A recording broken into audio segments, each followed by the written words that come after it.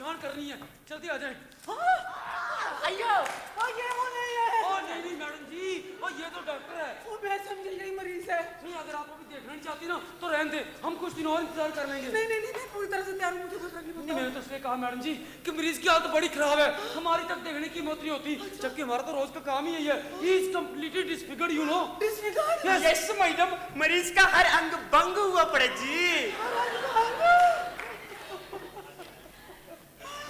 हे भगवान, शाली ये तुम्हारी क्या हालत हो गई।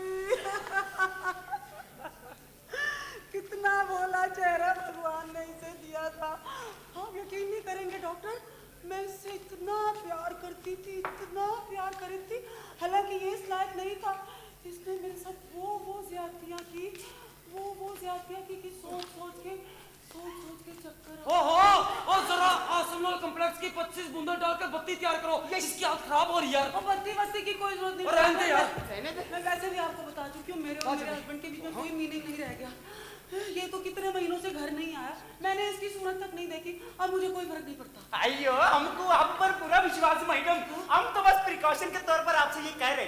दरअसल हम ऐसा कोई रिस्क नहीं लेना चाहते जिसकी वजह से आपको दिमागी चोट पहुंचे, लेकिन बदकिस्मती कानूनी तौर पर आइडेंटिफिकेशन के लिए हमें आपको यहाँ बुलाना पड़ा। तो आइए मैडम, आइए फास्ट आइए। Are you ready? Okay, 1, 2, 3. हे भगवान, ये शाली की कमांड ग्रीप है मैडम जी, जरा हिम्मत से काम लो, लंबे लंबे साल हो जरा। 1 2 3 4 5 जब देखिए इसकी नाक तो रही नहीं और ठुड्डी भी गायब हो गई। अरे नाक नहीं रही तो इसको साइनसाइटिस की बीमारी थी, हमेशा नाक सुड़कता रहता था, अब कैसे सुड़केगा। लेकिन डॉक्टर, ये सब उस यूनियन वाली कुतिया की वजह से है। वही ले जाती थी सवेरे सवेरे इन्हें जॉगिंग करवाने के लिए। अब आप ही सोचिए, इस उम्र का आदमी, अच्छा खासा इंसान, फैक्ट्री का वेल्डर, सवेरे सवेरे दौड़ा चला जा रहा है लाल ट्रैक सूट पहन के, जिसकी पीठ पर बड़े बड़े अक्षरों से लिखा है हम आज की आवाज है। दौड़ा दौड़ा कर सारी हवा निकाल दी आज की आवाज की। ये पड़ी है आज की आवाज, चारों का निश्चित। ओ मैडम जी, ये एक्सीडेंट फैक्ट्री में नहीं हुआ, मेरा मतलब पुरुषी कार फैक्ट्री में नहीं हुआ। वैसे भी जो आदमी को यहाँ लेके आया ना, वो गायब हो गया, एकदम छू मंतर है। छू मंतर हो गया? भगवान करे उसका सत्यानाश हो, उसके पूरे बदन पर कोड़ पड़े, उसके पूरे खानदान को एक। आइयो, भगवान, शाली तुम्हारी क्या हालत हो गई है। डॉक्टर, इसका नाक तो रहा ही नहीं, अब ये कभी छिनक नहीं पाएगा। और चिंता न करें मैडम जी, हम इनकी दूसरी फ्रेश नाक बना देंगे। ये देखिए और ठुड्डी भी गायब हो गई। डॉक्टर, ये सब उस यूनियन वाली कुतिया की वजह से हुआ। बड़ी चक्कू औरत है वो, इस उम्र में गधेरी चक्कू लगती है, ऊपर की सुंदरता है। जब मैं उसकी उम्र की थी ना, उससे 2 कदम आगी थी। आप यकीन नहीं करेंगे डॉक्टर, जब गांव की सड़क पे प्याज लेने निकलती थी ना, तो तहलका मच जाता था। जरूर मैडम जी, मैं विश्वास कर सकता हूँ जी। और मैं भी। और शटाबाश स्वामी, आप लगती तो अभी छप्पन छुरी है madam ji. Please don't mention, फिलहाल हम आपके पति के बारे में को बातचीत कर लें। आप जरा इधर आए। अब इनके हाथों को देखकर बताइए कि क्या आप इनको पहचानती हैं? हाथ तो लग ही नहीं रहे डॉक्टर, ये तो उबली हुई शक्करकंदी लग रहे हैं। जब ये ठीक हो जाएगा तो मैं इसको पहचान लूंगी। मेरा शाली ठीक तो हो जाएगा ना डॉक्टर? आइए, अपनी तरफ से तो हम पूरी कोशिश कर रहे हैं मैडम, आगे भी कोई कसर नहीं छोड़ेंगे, मगर आपका हस्बैंड काफी मजबूत है आदमी मैडम। जी बेशक। ये ऐसे थे, जिस काम में हाथ डालते थे उससे कभी पीछे नहीं हटते थे। लेकिन डॉक्टर देखिए, उसी आंख के कोने से मुझे झांक रहा है, इसने मुझे पहचान लिया। शाली, मैं सब कुछ भूल गई हूँ, तुम भी भूल जाओ। मैंने जब से आप तुम्हारे एक्सीडेंट का सुना ना, मैंने सब भुला दिया। इसका ठुड्डी तो रही नहीं रही, उसकी एक बड़ा सा छेद है डॉक्टर। अयो डॉक्टर, मैंडिबल का हालत वाकई बहुत खराब है। इसकी जगह हमें पूरा नया प्रोस्थेटिक अपरेटिस लगाना पड़ेगा और बाद में सेपरेटस और सेपरेटस नहीं, पूरा प्रोस्थेटिक अपरेटस। देखिए जो इनका ओरिजिनल बोन स्ट्रक्चर है उसके आधार पे हम दूसरा जबड़ा तैयार करेंगे और जो टूटे हुए पार्ट है उन्हें नए स्पेयर पार्ट से बदल देंगे। इस सिलसिले में हमें कुछ ताजे खींचे हुए फोटोग्राफ की जरूरत पड़ेगी। क्या आपके पास कुछ ताजे खींचे हुए फोटोग्राफ हैं? एक मिनट। इस नाटक में मैं सावित्री के पति शालिग्राम की भूमिका निभा रहा हूँ, लेकिन ऑपरेटिंग टेबल पर जो जला हुआ सीख कबाब लेटा है वो मैं नहीं, वो कोई और है। लेकिन अगर मैं शालिग्राम हूं तो वो उल्लू का पट्टा कौन है, ये जानने के लिए हमें थोड़ा पीछे चलना पड़ेगा ताकि आपको सब कुछ सिलसिलेवार पता चल सके। तो आइए मैं आपको लिए चलता हूं 24 घंटे पीछे, यानी कि कल की रात शहर से बाहर तुगलकाबाद के खंडरों में एक छोटी सी झाड़ी के पीछे मैं बैठा हुआ था। नहीं, मैं अकेला नहीं था, मेरे साथ एक औरत भी थी। और ये औरत वो औरत नहीं है जिसे मेरी पत्नी यूनियन वाली कुतिया कहकर पुकारती और जिसके साथ मैं पिछले कई महीनों से रह रहा हूँ। ये कोई तीसरी औरत थी, गलत मत समझिए, हम वहां कुछ ऊट पटांग करने के इरादे से बिल्कुल नहीं गए थे। दरअसल वो मेरी यूनियन की मेंबर है, उसकी अपनी कुछ घरेलू परेशानियां थी जिसको लेकर वो कुछ उदास हो गई थी और उसे उदास देखकर मैं भी कुछ परेशान हो गया। फिर हम दोनों अपनी उदासी दूर करने के लिए उस छोटी सी झाड़ी के पीछे चले गए। बाद में मैंने ये बात कविता को भी बताई थी। कविता जरा यहाँ आना प्लीज। आज सुबह पार्क में कविता से मेरी मुलाकात हुई तो मैंने उसे सारा किस्सा सुनाया। सुनकर उसका पारा एकदम 7वें आसमान पर चढ़ गया। तो ये गलती हरकतें करते हो तुम? सुख दुख की बातें क्या ऐसी की जाती है? उदासी क्या भला झाड़ी के पीछे छिपकर दूर होती है? अरे गुस्से में तो आप मेरी जोरों से भी ज्यादा खतरनाक लगती हैं। बहरहाल ये तो सुनो कि मैं किस मुसीबत में पड़ गया हूँ। अरे मेरे लिए तो जीने और मरने का सवाल खड़ा हो गया है। अरे मेरी बात तो सुनो। हाँ बोलो। हाँ तो सुनो, हम दोनों उस छोटी सी झाड़ी के पीछे अपनी उदासी से लड़ रहे थे कि तभी मैंने देखा कि सामने से 2 कारें बड़ी तेजी से चली आ रही हैं। इतनी रात को इतनी खराब सड़क पर इतनी तेजी से कार चलाना बड़ा खतरनाक हो सकता है। मेरे मुंह से निकला, देखो इन बेवकूफों को कहीं एक्सीडेंट ना हो जाए। अरे मेरा इतना कहना था कि अचानक आगे वाली कार एक खड्डे में धड़ाम से उछली और साइड के पत्थर से टकरा गई। ड्राइवर ने ब्रेक मारा लेकिन गाड़ी 2 पलटियां खाती हुई धड़ाम से गिर पड़ी। उसके पीछे दूसरी गाड़ी ने भी ब्रेक मारा लेकिन वो भी उससे टकरा गई और घिसटती हुई नीचे कीचड़ भरे खड्डे में जाकर गिर पड़ी। दोनों गाड़ियों के टकराने से इतनी जोर का धमाका हुआ जैसे कोई बम फट गया हो और 1 सेकंड में दोनों गाड़ियां माचिस के खोखों की तरह पिचक गई। ये सब कुछ मेरी आंखों के सामने हो रहा था, बिल्कुल सामने, समझ लो 20-25 कदम की दूरी पर। फिर आगे क्या हुआ? तुमने क्या किया? मैं क्या करता, मैं फौरन झाड़ी के पीछे से कूदा और गाड़ियों की तरफ दौड़ा। दोनों गाड़ियों के दरवाजे बुरी तरह से जाम हो चुके थे। मैंने किसी तरह ठोकरे मार मार कर उन दरवाजों को खोला। अंदर से ढेर सारा धुआं निकला, बुरी तरह से बास आ रही थी। फिर मैंने एक एक करके तीनों आदमियों को गाड़ी से बाहर निकाला। धुएं के कारण उनका दम घुट गया था, वो बेहोशी की हालत में थे। फिर मैंने चौथे आदमी को निकाला, वो फ्रंट सीट पर बैठा हुआ था। विंड स्क्रीन से टकराने के कारण उसका चेहरा एकदम भुरता हो गया था, एकदम सपाट और चपटा, जैसे 1 रुपए का सिक्का जिस पर अशोक की लाट बनाना और भारत सरकार लिखना रह गया हो। ठीक है, फिर क्या हुआ? फिर मैंने उस आदमी को जैसे ही गाड़ी से बाहर निकाला और अभी घास पर लिटाने ही वाला था कि अचानक एक जोर का धमाका हुआ और गाड़ी का इंजन फट गया। पेट्रोल उछला और हम दोनों का बदन आग की लपटों में। हे भगवान! नहीं, हम दोनों का नहीं, सिर्फ उसका, क्योंकि जैसे ही पेट्रोल उछला मैंने अपने आप को बचाने के लिए उसे ढाल की तरह आगे कर लिया। अब तुम तो जानती हो, ऐसे समय में सोचता थोड़ा कोई, सब कुछ अपने आप हो जाता है। हाँ, ठीक है। फिर क्या हुआ? फिर उसका बदन बुरी तरह से जलने लगा। मैंने एक एक करके उसके सारे कपड़े निकाल डाले, उसकी कमीज, उसका कोट, उसकी पतलून, लेकिन उसका बदन फिर भी जल रहा था। फिर मैंने अपना कोट उतार कर उसे उड़ा दिया ताकि आग की लपटें बुझ सके। वैसे शालिग्राम तुम बहुत गंदी हरकतें करते हो, लेकिन मानना पड़ेगा तुम्हारा दिल बहुत बड़ा है। अरे दिल गया भाड़ में, आगे तो सुनो। जैसे ही मैंने उस आदमी को गाड़ी से उतारा और अभी घास पर लिटाने वाला था कि अचानक आवाज आई, डिस्क्यो! मैं घबरा गया। मैंने कहा ये क्या हुआ भाई? पलट कर देखा तो वही तीनों भाई साहब थे, घास पर रेंगते हुए खांस भी रहे थे और मुझ पर गोलियां भी चला रहे थे। साले हरामजादे, मैंने उनकी जान बचाई और वो इस तरह मेरा शुक्रिया अदा कर रहे थे। मैं फौरन दूसरी गाड़ी की तरफ दौड़ा। मैंने सोचा वहां तो सब मर गए होंगे, लेकिन नहीं, वहां भी वही शुरू हो गया, डिस्क्यो! अरे वो तो मेरी किस्मत अच्छी थी जो मैं बच गया, वरना मेरा बदन तो छलनी बन गया होता, आटा छानने वाली। हे भगवान, मेरे तो रोंगटे खड़े हो गए। आखिर किस डेमोक्रेटिक कंट्री में जी रहे हैं हम? बस यही बात मेरे दिमाग में भी आई। बहरहाल किस्सा यहीं खत्म नहीं होता।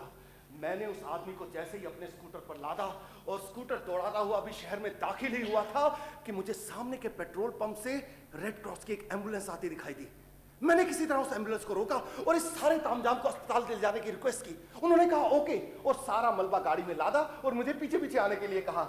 और मैंने जैसे ही स्कूटर अगली क्रॉसिंग पर पहुंचाया और अपना स्कूटर एक पतली सी गड़ी में मोड़ लिया और छूमंतर हो गया। अरे ये पागलपन क्यों किया तुमने? क्योंकि मैं अचानक बहुत घबरा गया था कविता। मैं कल्पना करने लगा था कि मैं किसी पुलिस थाने में बैठा हूँ और पुलिस मुझसे पूछताछ कर रही है। अब तुम ही बताओ, कौन मेरा यकीन करता कि मैं वहां इत्तेफाक से मौजूद था? कौन विश्वास करता कि इस सारी घटना के पीछे मेरा कोई हाथ नहीं है? नतीजा ये होता कि पुलिस मुझे गिरफ्तार कर लेती और ना सिर्फ इस जुर्म का और पता नहीं कौन कौन से जुर्मों का इकबाल करा लेती। और मैं तो कर भी लेता, मैं तो यहाँ तक इकबाल कर लेता कि असेंबली इलेक्शन में सभी पार्टियों के बूथ कैप्चरिंग मैंने ही करवाए थे और बॉम्बे ट्रेन बॉम्ब ब्लास्ट में भी मेरा ही हाथ है। खैर शालिग्राम, क्या तुम जानते हो जिस आदमी की जान तुमने बचाई वो दरअसल कौन है? अरे नहीं, क्या तुम जानती हो? हाँ, वो आदमी बिड़ला है, तुम्हारी कंपनी का मालिक। बिड़ला? क्या बकवास कर रही हो बिड़ला? अरे मैं बकवास नहीं कर रही हूँ, आज का अखबार नहीं पढ़ा क्या तुमने? अरे कहाँ, अपनी इस मुसीबत से ही फुर्सत नहीं मिल रही।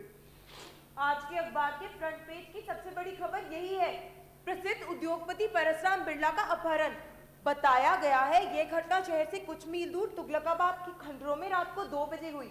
इसलिए अब मुझे कोई शक नहीं कि तुम्हारा वो आदमी 100% परसराम बिड़ला ही है। बिड़ला? हाँ। तो मैंने बिड़ला की जान बचाई, उसे अपने इन हाथों से उठाया, उसे अपना कोट उड़ाया। नहीं नहीं, अगर पार्टी में मेरे साथियों को पता लग गया ना तो मुझे छत से उल्टा लटका देंगे, कोड़ों से पीटेंगे और नीचे लिटाकर मुझ पर बुलडोजर चलवा देंगे। अरे मुझसे ऐसा पाप हो गया जिसका प्रायश्चित मैं जिंदगी भर नहीं कर सकता। लेकिन मैं इतनी देर से भगे जा रहा था, तुमने मुझे पहले क्यों नहीं बताया? अच्छा चलो, अब अपनी बात पूरी करो। और क्या लिखा अखबार में? पहले तो ये लिखा है कि परसराम बिड़ला का अपहरण हो गया है। बाद में बताया गया है कि उनके बॉडीगार्ड्स के अनुसार अपहरणकर्ता तेजी से गाड़ी में उनका पीछा कर रहे थे। उन्होंने तो गाड़ी पे बंदूका से फायर तक किया, जो गाड़ी का पिछला शीशा तोड़ गाड़ी में घुस गया, जिसके कारण बॉडीगार्ड्स कुछ देर के लिए बेजान से हो गए थे। तो वो गैस का धुआं था, तभी वो लोग बुरी तरह से खास रहे थे। हाँ, और फिर जब उन्हें होश आया तो उन्होंने देखा कि एक आदमी परसराम बिड़ला को घसीटते हुए ले जा रहा है। उनका तो यह दावा है कि वह आदमी आतंकवादियों का साथी था और वहीं स्कूटर पार्क किए उनका इंतजार कर रहा था। शाली, उन्होंने तो यह भी बताया कि तुमने परसराम बिड़ला को अपने स्कूटर पर लादा और वहां से भाग खड़े हुए। हाँ, और एक और बात बताई थी उन्होंने, स्कूटर खटारा वेस्पा था, शायद लाल रंग का। इसका मतलब मेरी छुट्टी हो गई। तो मैं आतंकवादियों का साथी हूँ, बल्कि उनका गैंग लीडर हूँ, और इस सारे किडनैपिंग का प्लान मैंने ही बनाया है। उल्लू का पट्टा हूँ मैं, गधे का बच्चा। ये नतीजा होता है शराफत का। आप किसी की जान बचाएं और बदले में आपकी जान खतरे में पड़ जाए। दुनिया भर की फैक्ट्रियों के मालिक ना तो मजदूरों को फैक्ट्री में चैन लेने देते, ना तुगलकाबाद के खंडरों में। साले हरामजादे। लेकिन शाली, क्या वाकई इसकी हालत बहुत खराब थी? अरे उसकी तो छोड़ो, मेरी तो उससे भी ज्यादा खराब होने वाली है। एम्बुलेंस वालों ने मेरा हुलिया देख लिया है 3 फुट की दूरी से। आज शाम के अखबार में फोटो लगा होगा, लिखा होगा आतंकवादियों का खूंखार सरगना, जिंदा या मुर्दा पकड़ने वाले को 50,000 रुपए इनाम। देखो शाली, तुम बात को बहुत बढ़ा चढ़ा कर बोलते हो। किसी भी अखबार में तुम्हारी फोटो का कोई जिक्र नहीं है। कौन सा अखबार है? संडे टाइम्स स्पेशल एडिशन है, अभी 1 घंटा पहले ही लिया था। बड़े तेज होते हैं ये अखबार वाले। शहर में तहलका, प्रसिद्ध उद्योगपति परसराम बिड़ला का अपहरण, 53 आतंकवादी दलों द्वारा अपहरण की जिम्मेदारी का दावा, प्रधानमंत्री का अफ्रीकी देशों का दौरा रद्द, गृह मंत्री द्वारा आतंकवादियों की कड़ी भर्त्सना, कानून और व्यवस्था पर विरोधी दलों की फटकार। अंदर के पेजों पर तो और भी बहुत कुछ है। पढ़ो पढ़ो। श्री बिड़ला द्वारा बनाए गए देश के सभी मंदिरों में अखंड पाठ का आरंभ। भगवान श्री चंद्रा स्वामी की आतंकवादियों से अपील के वो श्री बिड़ला को छोड़कर उन्हें गिरफ्तार कर लें। भगवान श्री चंद्रा स्वामी के 80 चेले और 250 चेलियां भी उनके साथ चलने को तैयार है। फिल्म इंडस्ट्री के 3 मशहूर निर्माता निर्देशकों द्वारा ABCL के सहयोग से इस घटना पर 3 अलग-अलग फिल्में बनाने की घोषणा। तीनों फिल्मों में हीरोइनें तो नई लड़कियां होंगी, पर हीरो अमिताभ बच्चन ही होंगे। अरे आतंकवादी पहेली हल कीजिए और रंगीन टीवी लीजिए। आतंकवादी वीडियो गेम, बम छाप बीड़ी, बंदूका आइसक्रीम। देखा, वही सब है जो हमेशा छपता है। तुम्हारे बारे में या उस बेचारे बिड़ला के अस्पताल में होने के बारे में एक शब्द भी नहीं। इसलिए तुम आराम से अपने काम पर जाओ, ऐसे जैसे कुछ हुआ ही नहीं। पागल हो गई हो? मैं वहां जाऊंगा, कहूंगा लो जी मैं यहाँ हूँ। कहाँ? ये क्या लिखा है? उर्वशी फैक्ट्री का वेल्डर रहस्य के जाल में कल रात उर्वशी फैक्ट्री का 40 वर्षीय वेल्डर शालिग्राम रहस्यमय स्थिति में किसी अज्ञात व्यक्ति द्वारा अस्पताल पहुंचाया गया। घायल का चेहरा जलने के कारण पूरी तरह से नष्ट हो चुका था, लेकिन घायल की जेब से मिले कागज पत्र के आधार पर घायल की पत्नी सावित्री को ढूंढ निकालने में पुलिस कामयाब। अरे मेरा तो सब कुछ उस कोट की जेब में था, मेरा ड्राइविंग लाइसेंस, मेरा रेलवे पास, मेरा यूनियन कार्ड भी। अरे तुम हंस क्यों रहे हो? अरे कविता, बिड़ला यूनियन का मेंबर हो गया। अगर मर गया ना तो उसकी लाश पर लाल झंडा उड़ाया जाएगा और मेरी पत्नी सावित्री को बुलाया जाएगा उसकी शनाख्त के लिए। और तुम्हारी बीवी तो उसकी शिनाख्त कर भी लेगी, तुम्हें समझ के। अरे मेरी बीवी को इतना पागल समझना छोड़ दो कामरेड। बहरहाल जो मेरे लिए बिछाया गया है ना, वो सीधा साधा एक जाल है, लेकिन मैं इसमें फंसने वाला नहीं हूँ। जाल फैलाया जा रहा है? हाँ। क्या मतलब? ये बात जानबूझकर लिखी गई है ताकि मैं दौड़ता हुआ अस्पताल जाऊं और कहूं, ए सावित्री, उसे शालिग्राम समझकर मत पहचानो, अरे वो तो कोई और है, तुम्हारा शालिग्राम तो ये खड़ा है तुम्हारे सामने। और फिर धड़ धड़ा बेवकूफ और गधा आतंकवादी गिरफ्तार। अरे तुम खुद वहां जाकर क्यों नहीं देखती कि वहां क्या चल रहा है? ठीक है, मैं वहां जाकर देखती हूँ कि वहां क्या हो रहा है। तो आइए हम आपको वापस वहीं लिए चलते हैं जहां पर हमने छोड़ा था, यानी ऑपरेटिंग टेबल पर।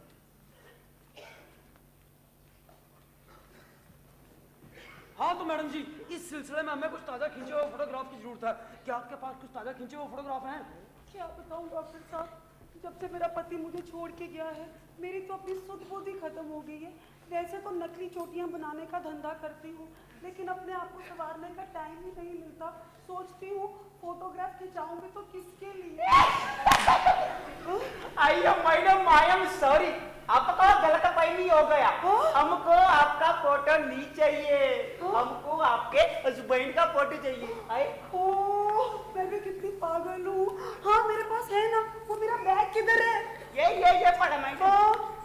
हाँ मेरे पास बैग में है ना, इसकी फोटो है। हाँ जी। बहुत अच्छी है, देखिए देखिए। और जल्दी डॉक्टर, कीजिए ये मैडम जी। देखिए कितनी अच्छी है ना, कितना हाँ। भोला चेहरा है मेरे शाली का। काफी शार्प और क्लियर हैं। और इससे हमें प्रोजेक्शन में बड़ी मदद मिलेगी। प्रोजेक्शन? जी हाँ, हम जो मरीज है ना, इसके चेहरे की इमेज को पहले प्रोजेक्ट करेंगे, बाद में उसे मोम की खोपड़ी पर रिकंस्ट्रक्ट करेंगे। मोम की खोपड़ी? यस मैडम, मोम का खोपड़ी, उस पे हम हड्डियों का स्ट्रक्चर बनाएंगे मैडम। हड्डियों का स्ट्रक्चर बनाओगे? काल का, वो भी काल का, हड्डियों का। खाल? हाँ। खाल कौन सी लगाओगे, नकली या चमड़े की? ना ना ना ना ना ना ना ना, नकली काल नहीं मैडम, असली काल, आपके पति की काल। हम उसके पिछवाड़े से उखाड़ेंगे। मेरे शाली के पिछवाड़े की खाल उसके मुंह पर लगाई जाएगी। हे भगवान, मैं अपने शाली को कभी छूम भी नहीं पाऊंगी। ना ना ना ना ना मैडम, ऐसा मत बोलिए। गोली चलाओ। एक मिनट, डॉक्टर जरा मुझे दिखाइए। क्या? ये फोटोग्राफ। लो ना। हाँ, ये तस्वीर अभी हाल ही की है। जी हाँ, हाँ, मैं पुलिस इंस्पेक्टर हूँ। वो तो दिखाई दे रहा है, लेकिन आप क्या यहाँ मेरे पति से उस आदमी का हाल पूछने आए हैं जिसने इसका ये हाल किया है? हाँ, हो सकता है। हो सकता है, हाँ। तो फिर इससे क्या पूछते हैं बेचारे से, ये तो वैसे ही टूटा फूटा पड़ा है।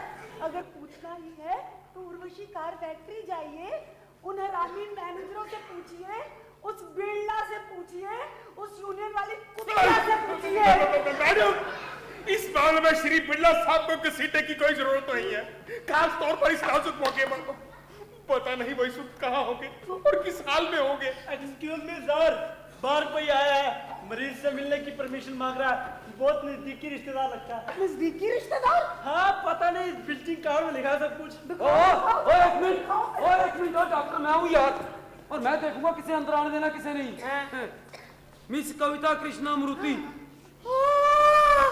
कविता कृष्णा मूर्ति, ये वही यूनियन वाली कुतिया है जिसने मेरे पति का ये हाल किया है। 4 दिन मेरे पति के साथ कह रही, अपने आप को नजदीकी रिश्तेदार बताती है। मैडम चुप हो जाइए प्लीज। चुप हो जाऊं? हाँ। मैं चुप हो जाऊं? हाँ। क्यों चुप हो जाऊं? कैसे चुप हो जाऊं? एक तो मेरा पति यहाँ टूटा फूटा पड़ा है, ऊपर से वो कुतिया आ गई मेरे पे जले पे नमक छिड़कने वाली, और आप कहते हैं कि मैं चुप हो। मैडम जी चुप हो जाए आप, वरना मैं आपको यहाँ से बाहर कर दूंगा और 1 महीने तक आपको आपके पति से मिलने नहीं दूंगा, समझिए आप। इंस्पेक्टर साहब इन्हें कुछ समझाइए। ठीक है, लेकिन आप चुपचाप खड़ी रहेगी, अब बिल्कुल कुछ नहीं बोलेगी। आइए इंस्पेक्टर साहब, अब उनको अंदर बुला ले। बुलाओ। जाइए जी, उनको अंदर लेके आइए जी, जल्दी जल्दी। स्वामी हाँ मैडम, यहाँ से आए मैडम, यहाँ से आए। चलो मैडम। ओह, माफ कीजिएगा, शायद मुझे यहाँ नहीं आना चाहिए नहीं था। नहीं, बहुत अच्छा किया जो तुम यहाँ चली आई। मुझे तो बहुत खुशी हो रही है, शाली को भी बहुत खुशी होगी तुम्हें देखकर, और मुझे नहीं लगता कि वो तुम्हें पहचान पाएगा। क्यों, अभी तक होश में नहीं आया क्या? नहीं नहीं, होश में तो आ गया, मुझे तो पहचान भी लिया। तुम्हें नहीं ना पहचानेगा, क्योंकि तुम ज्यादा देर नहीं रही उसके साथ। एक मिनट, तुम्हें एक मिनट, पहचानना जरा मुश्किल है। एक मिनट मैडम, आप जरा इधर आएंगे। कौन, मैं? नहीं, अब मैडम आप 2 मिनट के लिए इधर आइए। हे भगवान, ये तो शाली है, शालिग्राम। Are you sure? आपने कैसे पहचाना? वो मैंने इनके कानों से पहचाना। कानों से? वो दरअसल मैंने बड़ी डिटेल स्टडी करी है ना कानों की, इंच बाय इंच। एचडी की है कानों की? वो जी हाँ, दरअसल मैंने एक ट्रेनिंग कोर्स किया था एक्यूपेंचर का, और क्योंकि शाली को साइनसाइटिस की बीमारी थी। हाँ, हमेशा नाक फुड़कता रहता था। वो देखा, इसलिए उसका इलाज करने के लिए मैं उसके कानों में सुइयां चुभाया करती थी। वाह जी वाह, क्या बात है भाई। और इसका मतलब कि जब भी अपराधी पकड़ा जाए तो तटाक से उसके कानों में मुंह डालो और खटाक से गर्मा गर्म प्रिंट मार। ओ भाई कमाल, आप चलो सर, ये शालिग्राम। ओ डॉक्टर साहब, मदद के लिए बहुत बहुत शुक्रिया। आइए, इसमें शुक्रिया की क्या बात है जी। एक मिनट मैडम, जरा बाहर चल के 2 मिनट के लिए लेमन टी पी जाए।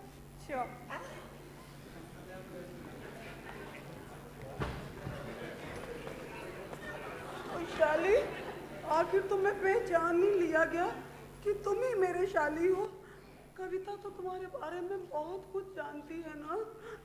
डॉक्टर शाली कुछ कहना चाह रहा है। डॉक्टर क्या? डॉक्टर कुछ कहना चाह रहा है।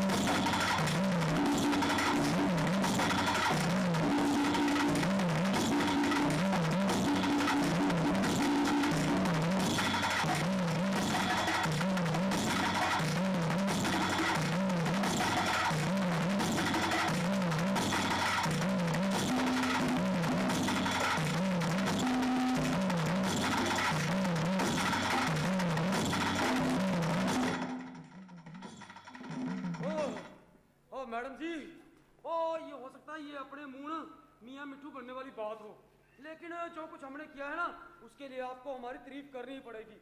बहुत बड़ा अचीवमेंट है, सचमुच मास्टरपीस तैयार किया हमने।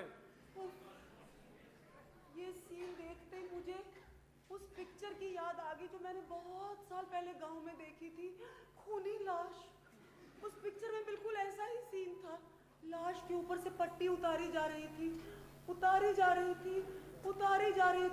और उसके अंदर से बिल्कुल ऐसा ही चेहरा निकलता था, बिल्कुल ऐसा। अमरीश पुरी। आइए मैडम, ये आप क्या कह रही? ये तो आपका हस्बैंड बिल्कुल परफेक्ट है हालत में। हाँ, अरे शाली, तुम तो आगे से भी ज्यादा खूबसूरत हो गए हो। पर डॉक्टर, ये इसके चेहरे पे ये टांके किसके लिए? मैडम जी आप चिंता ना करें, इसके अलावा हमारे पास कोई चारा नहीं था। ये गायब हो जाएंगे, कुछ तो अपने आप डिसॉल्व हो जाएंगे, बाकी का आप एक सिरा पकड़ के खींचेंगे ना, अपने आप निकल जाएंगे। तो डॉक्टर ऐसा तो नहीं हो गया कि अगर मैं एक सिरा खींचूंगी ऐसे टर तो ये उधर जाएगा वो ऊन की कमाल तरह? करती है मैडम जी, ये इंसान है, कोई स्वेटर या मफलर थोड़ी है। सॉरी डॉक्टर, मैं दरअसल इतनी खुश हूँ ना कि मैं सब उल्टी सीधी बातें कर रही हूँ। शाली, शाली काश तुम अपने आप को देख सकते, तुम्हारा चेहरा इतना सुंदर लग रहा है पहले से भी ज्यादा। अब बताओ कैसा महसूस कर रहे हो? मैडम जी आराम से, आराम से मैडम जी, आपको याद रखना चाहिए कि इनका तालू और जबड़ा हमें पूरी तरह से दोबारा बनाना पड़ा है। हम स्टेप बाय स्टेप आगे बढ़ेंगे। ठीक है। ए शालिग्राम जी, आप आस्ता आस्ता अपना मुंह खोलने की कोशिश कीजिए। हम देखना चाहते हैं कि आप मुंह खोल पाते हैं कि नहीं। ट्राई कीजिए, ट्राई, शाबाश। खोलिए खोलिए खोलिए और खोलिए, शाबाश। एक ऊपर एक नीचे, जबड़ा जबड़ा खोलिए। खुल रहा है, मुंह खुल रहा है। तो हम भी देख रहे हैं खुल रहा है। वेरी गुड शालिग्राम जी। अच्छा शालिग्राम जी, अब जैसी वाय मैं निकालूंगा ना, आप वैसी वाय निकालने की कोशिश कीजिए। चलिए बोलिए। आहा, बोलिए। शाबाश शाली, बोलो जैसे डॉक्टर कह रहे हैं। शाली बोला, आहा। शालिग्राम जी, अब आप चलिए दोबारा से बोलिए। आहा, ओहो। शाबाश शाली, बोलो जैसे डॉक्टर साहब कहते हैं। ओहो। ओहो, नहीं शालिग्राम जी, अब पहले आहा फिर ओहो। आप मुझ पर ध्यान दीजिए, अपनी पत्नी पर नहीं। चलिए बोलिए। आहा, ओहो,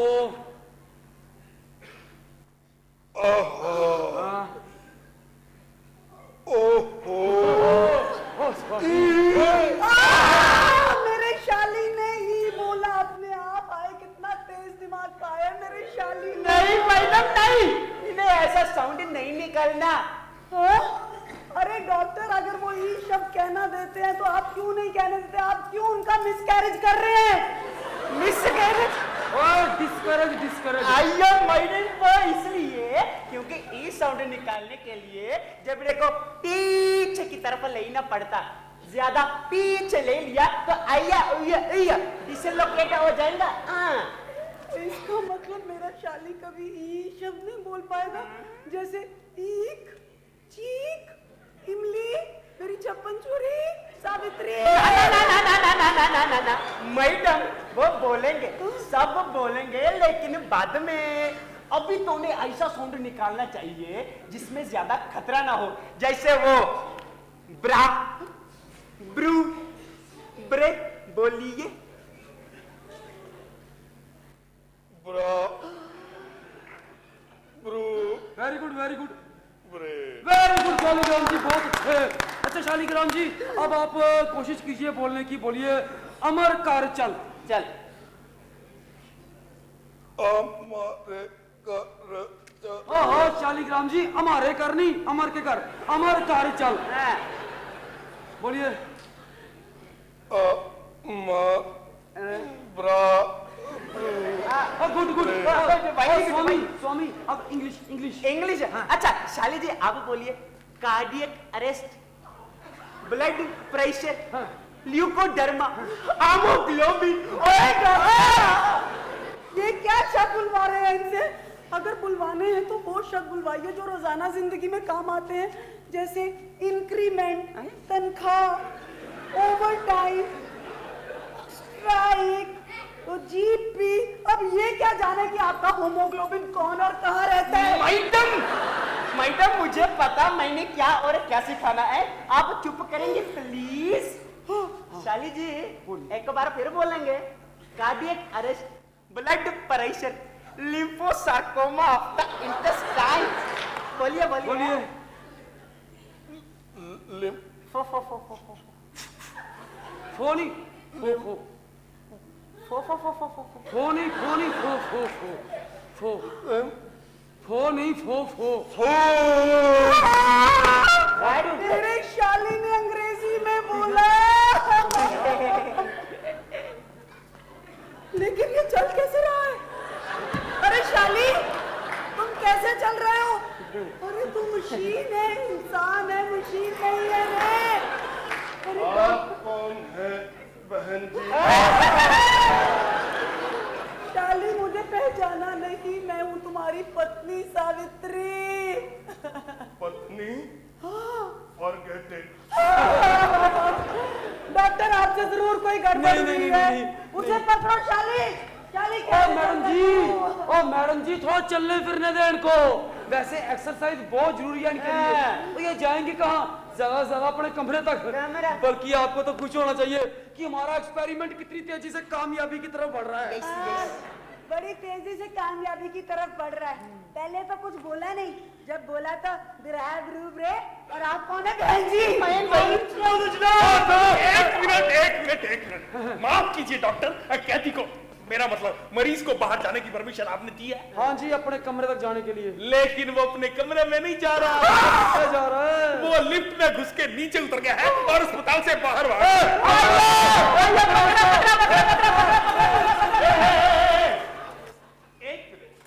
ये काम तो मैं पहले से ही कर रहा हूँ। दो सिपाही उसे यहाँ लाने की कोशिश कर रहे हैं। अच्छा, अगर हम लोग मुस्तैद ना होते ना तो वो तो भाग गया होता। भाग गया होता? कभी चलते हुए देखा आपने उसको? हाँ मैडम, बहुत अच्छी तरह से। और एक मिनट, आप जरा 2 मिनट के लिए बाहर जाएंगी? मुझे डॉक्टर साहब से कुछ प्राइवेट बात करनी है। प्राइवेट। हाँ जाऊंगी। वैसे भी सारी जिंदगी बाहर ही निकाली जाती रही हूँ मैं। जाती हूँ और शाली का दिमाग ठीक करती हूँ, देखती हूँ मुझे कैसे नहीं कहता मेरी 56 छुरी। और आप अपने लिम्फोसंकोनिया को ना अपने होमोग्लोबिन में डाल के शाली, शाली, हाँ तो डॉक्टर साहब सब ठीक ठाक चल रहा है ना? हाँ जी, ठीक ठाक चल रहा है। फिलहाल तो हम उन्हें बेसिक साउंड सिखा रहे हैं, लेकिन कुछ ही दिनों में वो ऐसे बात करेंगे जैसे और हम और आप कर रहे हो। कमाल है, फिर तो मैं अपनी इंक्वायरी फौरन शुरू कर देना चाहूंगा। ये साहब शुरू कर सकते हाँ हैं, जी। लेकिन हमारी निगरानी में। अरे आपसे तो हमें मदद ही मिलेगी। कैदी का मेरा मतलब मरीज का बयान नोट करने के लिए इंस्पेक्टर साहब, मैजिस्ट्रेट साहब आ गए हैं। उन्हें अंदर बुला ले। योर ऑनर, अंदर आ जाए प्लीज। ओ भाई, पहली बात तो हमें ये पता चली है कि लाल रंग का वेस्पा जो शालीग्राम यादव के नाम रजिस्टर्ड था, और ये वही स्कूटर था जिसके ऊपर लादकर आतंकवादी। मरीज हाँ, तो क्या बता रहे थे आप मरीज के? जी मैं बता रहा था कि वो सवालों का ठीक ढंग से जवाब नहीं दे पाता। इन झटकों ने उसके निमोनिक रिस्पॉन्सिव एनाफिलैक्सिस को जड़ से खत्म कर दिया है। यानी आपके कहने का मतलब उस एक झटके ने तमाम रिकॉर्ड्स को गायब कर दिया? तमाम नहीं, पर तकरीबन सब गायब है। हो सकता है कोई मामूली जानकारी बाहर आ जाए। लेकिन डॉक्टर साहब, ये भी तो हो सकता है वो बहाना करे याद ना होने का या सच को छुपाने का। और ऐसा बिल्कुल नहीं हो सकता, क्योंकि मरीज इस वक्त जिस फेज में है ना, उसे हम फेज ऑफ इनोसेंस कहते हैं, और इस फेज में कोई आदमी झूठ नहीं बोल सकता। यानी कि शायद में इस वक्त लोग झूठ बोल ही नहीं सकते। तो हर केस में ऐसा ही होता होगा। ना, सिवाय पॉलिटिशियन के उन पर झटकों का भी कोई असर नहीं होता जी। हेलो, आ गया। चलता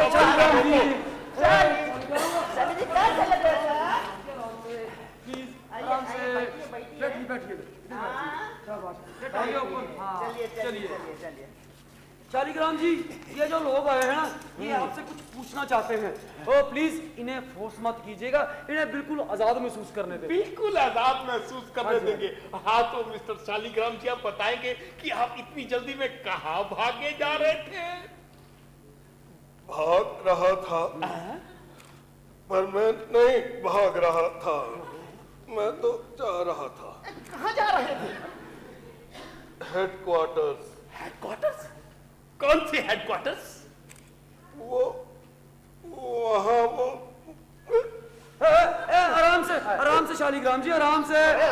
जी हाँ, आराम से। हम तो बस ऐसे ही बातें कर रहे हैं, दोस्तों की तरह गप्पे मार रहे हैं। और क्या, आपसे बातचीत कर रहे हैं आपको, ताकि प्रैक्टिस हो सके कुछ बोलने की। तो हम बात वहां से शुरू करते हैं जहां से आपको कुछ याद होगा। मिसाल के तौर पर आपका नाम क्या है? मेरा नाम, वैसे तो सब लोग मुझे शालीग्राम कहकर पुकारते हैं। ये डॉक्टर भी और वो भयानक औरत भी जो मेरा दिमाग खा लेती है, शाली शाली। वो भयानक औरत यानी कि आपकी पत्नी? पत्नी? हाँ, वो कहती तो ऐसा ही है, मगर मुझे बस शाली जी, बस। बस बस, हाँ ऊपर आइए थोड़ा सा। शांति बस। से, शांति से। अब हम आपकी पत्नी के बारे में कुछ नहीं बोलेंगे। हाँ, हम कोई बात नहीं करेंगे। नहीं नहीं बिल्कुल नहीं करेंगे। मेरी पत्नी के बारे में कोई बात नहीं करेंगे। Promise. What do you mean promise? Promise. Shaligram ji, Shaligram ji छोड़िए इनको, ओ छोड़िए शालिग्राम जी। लगाओ लगाओ।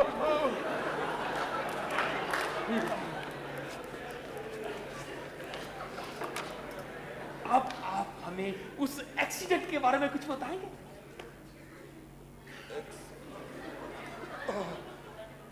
मैं तेज और तेज।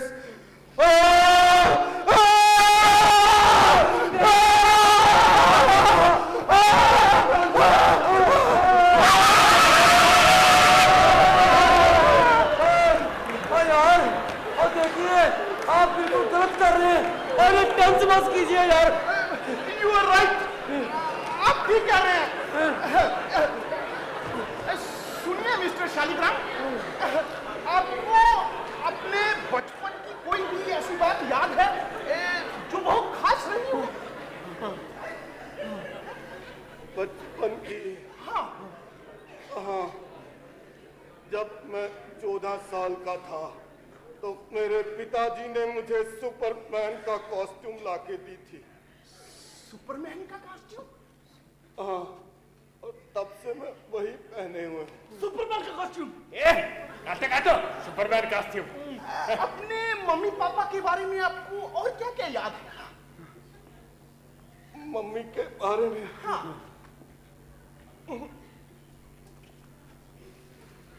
कुछ याद नहीं आ रहा। इस वक्त तो कुछ भी याद नहीं आ रहा। कुछ याद नहीं आ रहा? मैं याद कर रहा हूँ। नहीं नहीं नहीं, ज्यादा जोर मत डालिए। 1 मिनट, मैं याद करना चाहता हूँ। हाँ, लेकिन कोई जरूरी नहीं है। जरूरी है। मैं अपनी मम्मी को याद करना चाहता हूँ। मैं अपनी मम्मी को याद नहीं कर पा रहा हूँ। मेरी कोई मम्मी नहीं है। मैंने अपनी मम्मी को हर जगह ढूंढा, अपने ख्वाब में, लेकिन वो नहीं मिल रही। मेरी कोई मम्मी नहीं है। मेरी कोई मम्मी नहीं है। ये हम क्या कर रहे हैं? आप मुझे थोड़ा कुछ नहीं करेंगे? बस थोड़ा सा। अरे यार, बड़े हमें भाड़ में गई तुम्हारी मम्मी। ये आदमी कह रहा है भाड़ में गई मेरी मम्मी।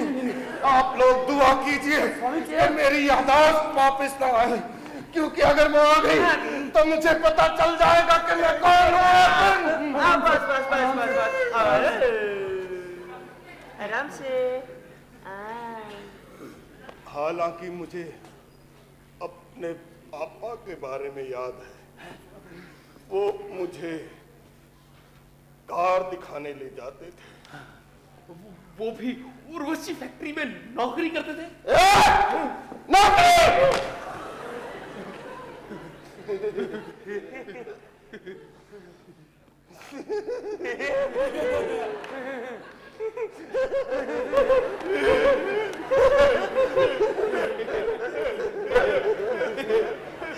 मैं हंस सकता हूँ। आप लोगों के इलाज से मुझे फर्क पड़ा है। मुझे लगता है मैं बहुत जल्दी ठीक हो जाऊंगा।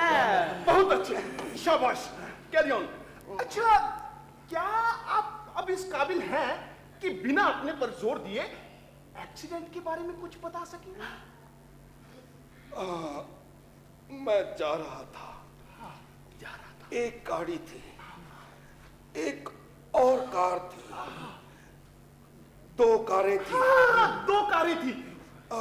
रेस हो रही थी। एक गाड़ी पीछा कर रही थी और आप मैं गाड़ी में था। पीछे वाली? पीछे वाली। वेरी गुड, बहुत अच्छे, नोट करो। नहीं नहीं, ऐसा नहीं था। क्या मतलब ऐसा नहीं था? मुझसे गलती हो गई। लेकिन पहला बयान ही सबसे सही बयान होता है। झूठे झूठे झूठे वगैरह शुरू कर दे।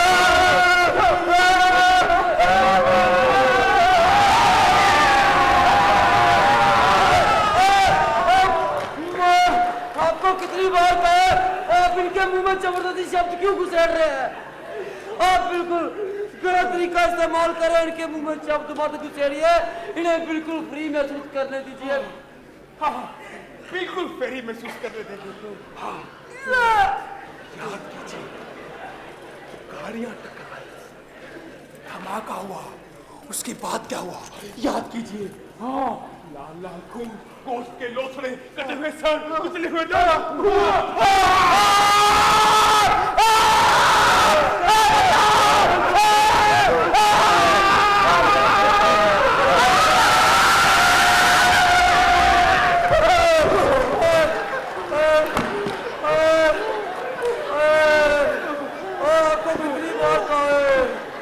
कितनी बार समझाया आपको, गलत तरीका इस्तेमाल कर रहे हैं फ्रेंड। ठीक है, अब हम दूसरे तरीके से कोशिश करते हैं। मुझे एक आवाज याद आ रही। बिड़ला वो लोग बिड़ला को लिए जा रहे हैं। वेरी गुड, बहुत अच्छे, वेरी गुड, बहुत अच्छे। मैंने ये बताइए कि उर्वशी नाम सुनकर आपको कुछ याद आता है या कुछ भी महसूस होता है? उर्वशी? हाँ।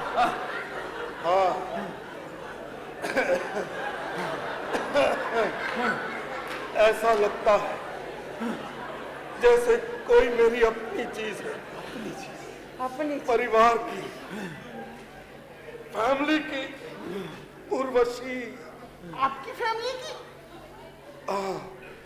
कोई ऐसी चीज जो मेरी अपनी है। आइयो कमाल जी, उर्वशी फैक्ट्री के मजदूर अपने आप से फैक्ट्री से कितना जुड़ा हुआ महसूस करते जी।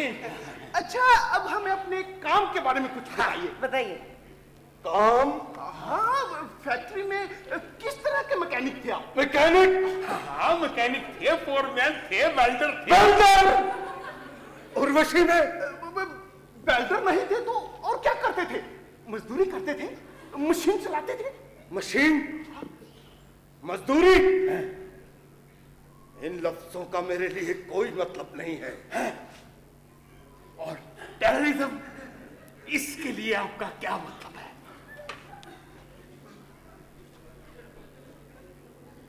इसका मतलब है शस्त्र क्रांति का वो संग्राम जिसके परिणाम विभिन्न वर्ग के आपसी हितों के टकराव विशेष में नेगेटिव भी हो सकते हैं और पॉजिटिव।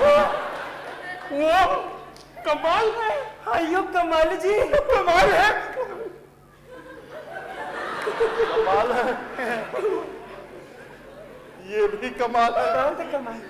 मैंने अच्छी बात बोली, बिल्कुल अच्छी बात बोली, मगर मुझे पता नहीं चला मैंने क्या बोला। मैं जानना चाहूंगा मैंने क्या बोला। आपने कहा कि शस्त्र क्रांति का एक मिनट, बात दे। फिलहाल हम आगे बढ़ते हैं, शायद आपको कुछ और याद आ जाए, जैसे आपके फॉरेन कॉन्ट्रैक्ट्स, ग्रुप्स वगैरह। Foreign contracts? यस। हाँ, दुबई, बहुत सारे कॉन्ट्रैक्ट्स। वेरी गुड, बहुत अच्छे। कमाल है। कमाल है। ये भी कमाल है। आप खुश हुए? बहुत। और आगे पाकिस्तान, अफगानिस्तान, इस्लामाबाद।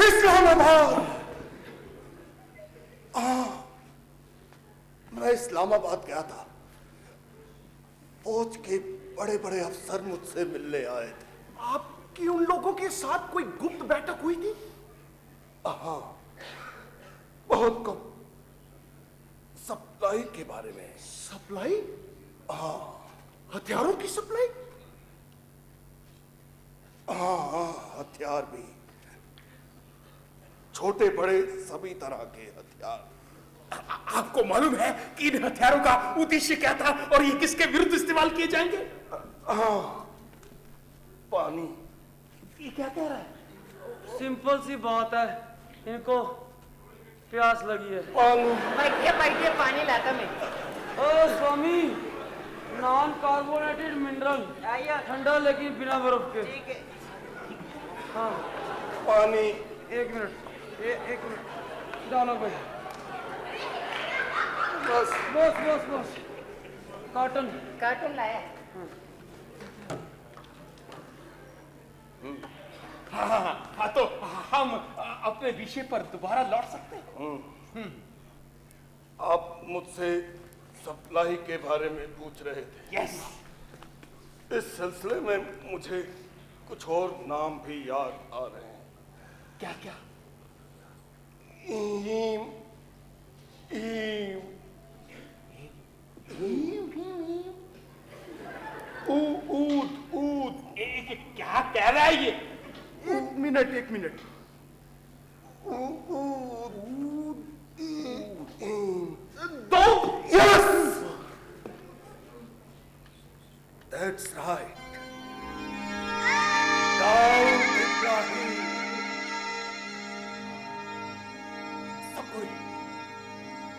सब कोई उनमें भी ऊपर, सबसे ऊपर बैठे हुए लोग, सबसे टॉप ब्यूरोक्रेसी। हाँ, हवाला, पैसे दुबई में दिए गए थे।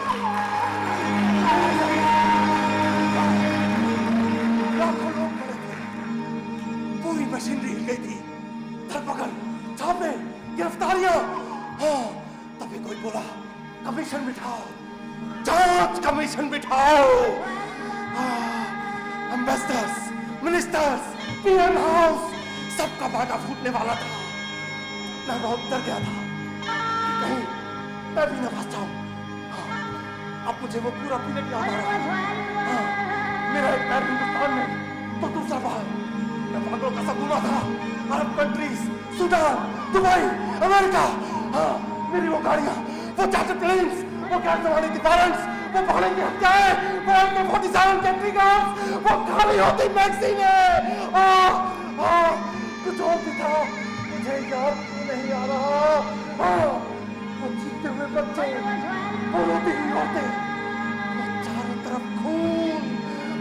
कुछ और भी था, वो चलती हुई लाशें, वो चारों तरफ धुआं, बम ब्लास्ट।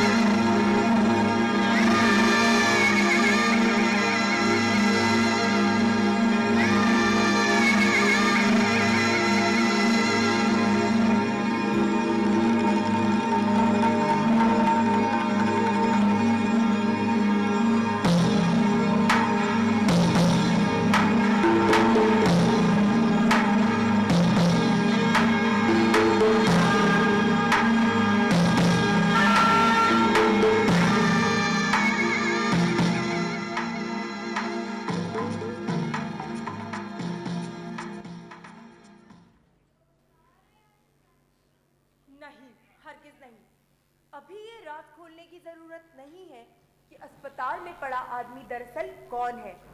अभी इस आग को जरा और फैलने दो, अभी इस मामले को जरा और भड़कने दो। जरा पता तो चले इस देश की आबादी को कि ये देश दरअसल कौन चला रहा है।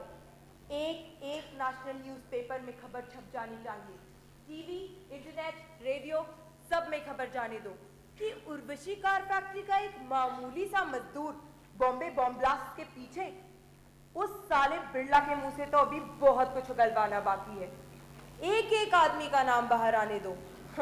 और जब ये तूफान पूरी तरह से सर पर चढ़ जाए तब ये धमाका होना चाहिए कि अस्पताल में पड़ा आदमी दरअसल कौन है, जिसे लोग एक मामूली सा मजदूर समझ रहे हैं।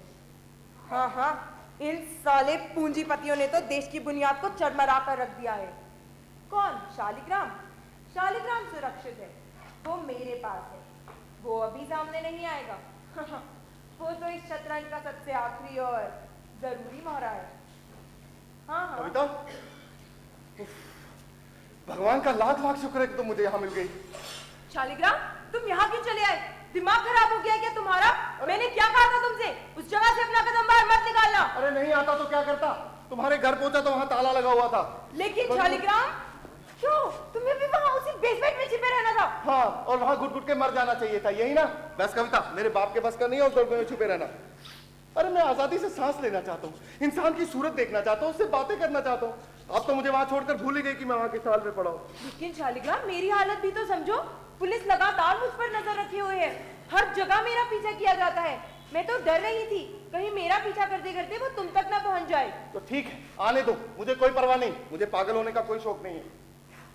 देखो शालिग्राम, तुम यहाँ नहीं रुक सकते, जाओ यहाँ से, ये जगह बहुत खतरनाक है। क्यों? खतरनाक क्यों है? अरे किसके दिमाग में आएगा कि मैं यहाँ आकर छुपूंगा?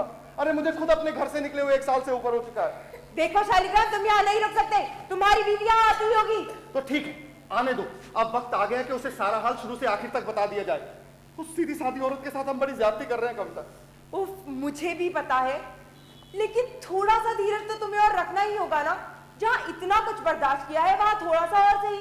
बस कुछ ही दिनों की तो बात और है, वरना सब कुछ बर्बाद हो जाएगा। कविता कविता कविता, पिछले 1 महीने से तुम यही बात कहती चली आ रही हो, लेकिन तुम्हारे ये थोड़े से दिन है जो खत्म होने का नाम ही नहीं ले रहे। बस कविता बस, अब नहीं सुनूंगा तुम्हारी बकवास। अरे कितने दिनों तक सुनता रहूंगा ये सब? शाली, थोड़ा सा इंतजार और कर लो, फिर तुम्हारी पत्नी को ऊट पटांग सा सही एक नया पति मिल जाएगा। फिर कुछ दिनों में लोग बिरला को भूल जाएंगे, सारा मामला ठंडा हो जाएगा, फिर ये हो जाएगा, फिर वो हो जाएगा, खाक हो जाएगा। एक दिन साला ऐसा नहीं गुजरता जब अखबार, रेडियो, टेलीविजन पर उस हरामजादे बिरला का ढिंढोरा ना पिटता हो। बच्चे बच्चे की जुबान पर उसी की बातें होती रहती है, जहां से गुजरो साला उसी का चेहरा दिखाई देता है। बस एक चीज की कमी रह गई, स्टार प्लस पर सीरियल नहीं दिखाया जा रहा, कहानी बिरला की। देखो शालिग्राम, मैं तुम्हारी परेशानी समझ सकती हूँ, लेकिन तुम्हें यहाँ आके या अपनी बीवी को सब कुछ बताकर क्या हासिल होगा? सोचो, वो भी अब, जबकि वो इतनी मुश्किल से कन्विंस हुई है कि वो अस्पताल में पड़ा आदमी ही उसका पति शाली है। थोड़े ही दिनों में वो बिल्कुल ठीक हो जाएगा, फिर उसे जबरदस्ती यहाँ पहुंचा दिया जाएगा और फिर तुम्हारी छुट्टी, तुम आजाद हो जाओगे, आराम से घूम फिर सकोगे। घूम फिर सकूंगा? हाँ, इस शहर में उस बिरला के यहाँ रहते? आपके दिमाग में क्या है कॉमरेड? आपकी पार्टी के चक्कर में मैंने अपना घर बार छोड़ा, अपनी भोली भाली पत्नी से नहीं मिला, अपने संगी साथियों से नहीं मिला, आपका हर रुख माना और राजा। देखो शालिग्राम, तुम गलत समझ रहे हो, ऐसा कुछ भी नहीं है। मैं तो वो तुम्हारे बारे में ही शालिग्राम, ये क्या कह रहे हो तुम? तुमने मुझे नहीं पहचाना? गौर से देखो मुझे, मैं हूँ कविता। तो क्या इन्हें अस्पताल से छुट्टी मिल हाँ, गई? हाँ, देखो शालिग्राम, इसे तो पहचानो। देखो सावित्री, तुम्हारी पत्नी। ना सावित्री, कि ज्यादा नजदीक मत आना। अच्छा ठीक है, मैं ज्यादा नजदीक नहीं आऊंगी। पर ये क्या, इनके टांके तो दिखाई नहीं दे रहे और जख्म भी साफ हो गए हैं। आगे बढ़ो शाली। अरे मार क्यों रही हो उसे? देखो सावित्री, दिमागी तौर पर बीमार लोगों के साथ थोड़ी ऐसी हरकतें करनी पड़ती हैं। वो ग्रह शोभा नहीं है, औरतों की मैगजीन, उसमें एक लेख पढ़ा था, घर में काम आने वाले नुस्खे। उसी में लिखा था कि दिमागी तौर पर बीमार लोग उल्टे हाथ का झापड़ या सीधी टांग की लात खाते ही तुरंत होश में आ जाते हैं। आगे बढ़ो शाली। चलो सावित्री को अपने गले से लगाओ। लगाओ।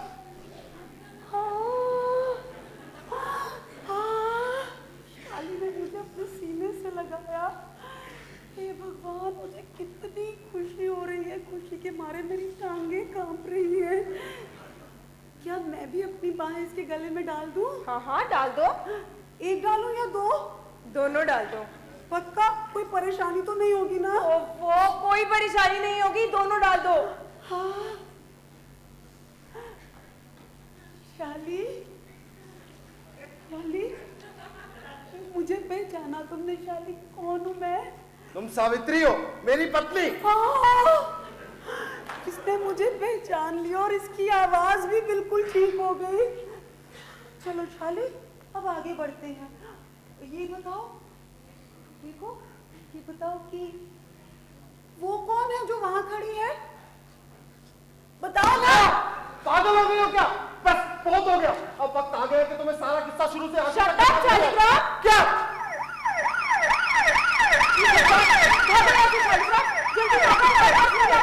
क्यों, क्या हुआ? वो हरिमतिया दिखाई दे रही है।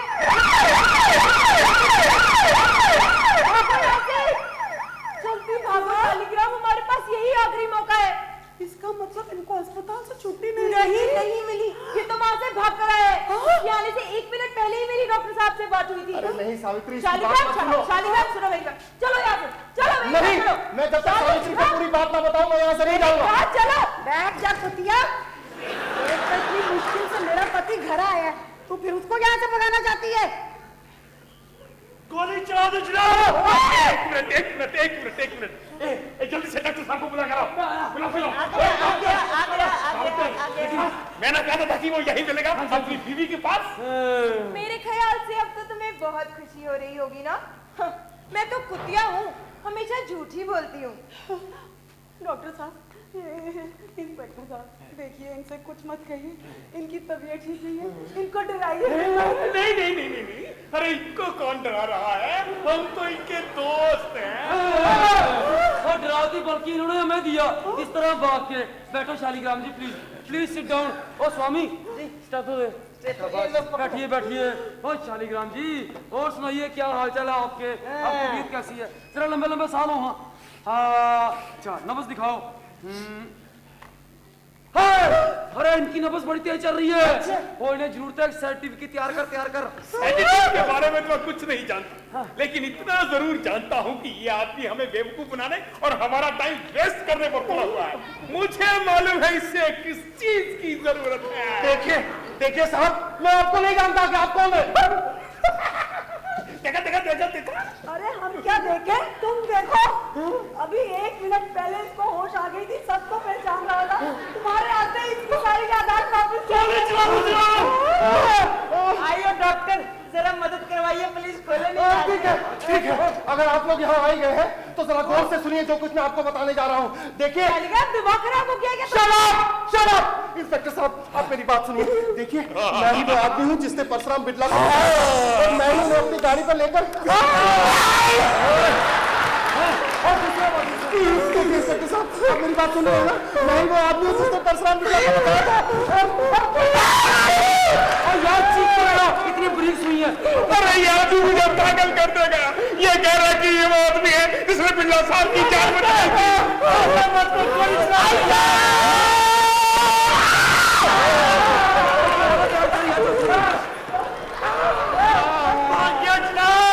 अब तो हराम खड़ा क्या कर रहा है?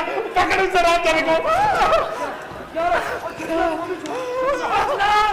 जनाब, उसने बाहर से लॉक कर दिया, चाबी बाहर की तरफ लगी थी। मैं तो ताले को गोली चला दे। नहीं, ताले को गोली से नहीं उड़ाना, मेरे पास दूसरी चाबी है। नहीं, हमारे पास टाइम नहीं है, तू ताले को गोली चला दे।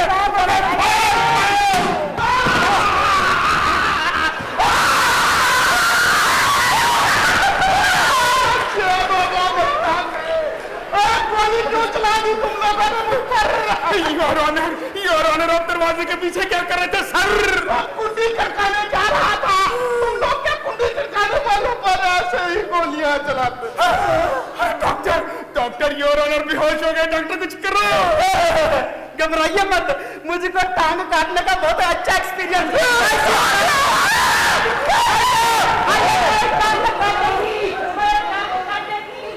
अरे कान खोल कर सुन लो सब लोग। अगर किसी को इस बात का पता चला तो मैं उसे गोली चढ़ा दूंगा। और अगर मीडिया में ये खबर आ गई कि पुलिस की गोली से मैजिस्ट्रेट घायल तो मैं आपको तो गोली मारूंगा ही, लेकिन उससे पहले मैं सबकी छुट्टी कर दूंगा। सब आ गए।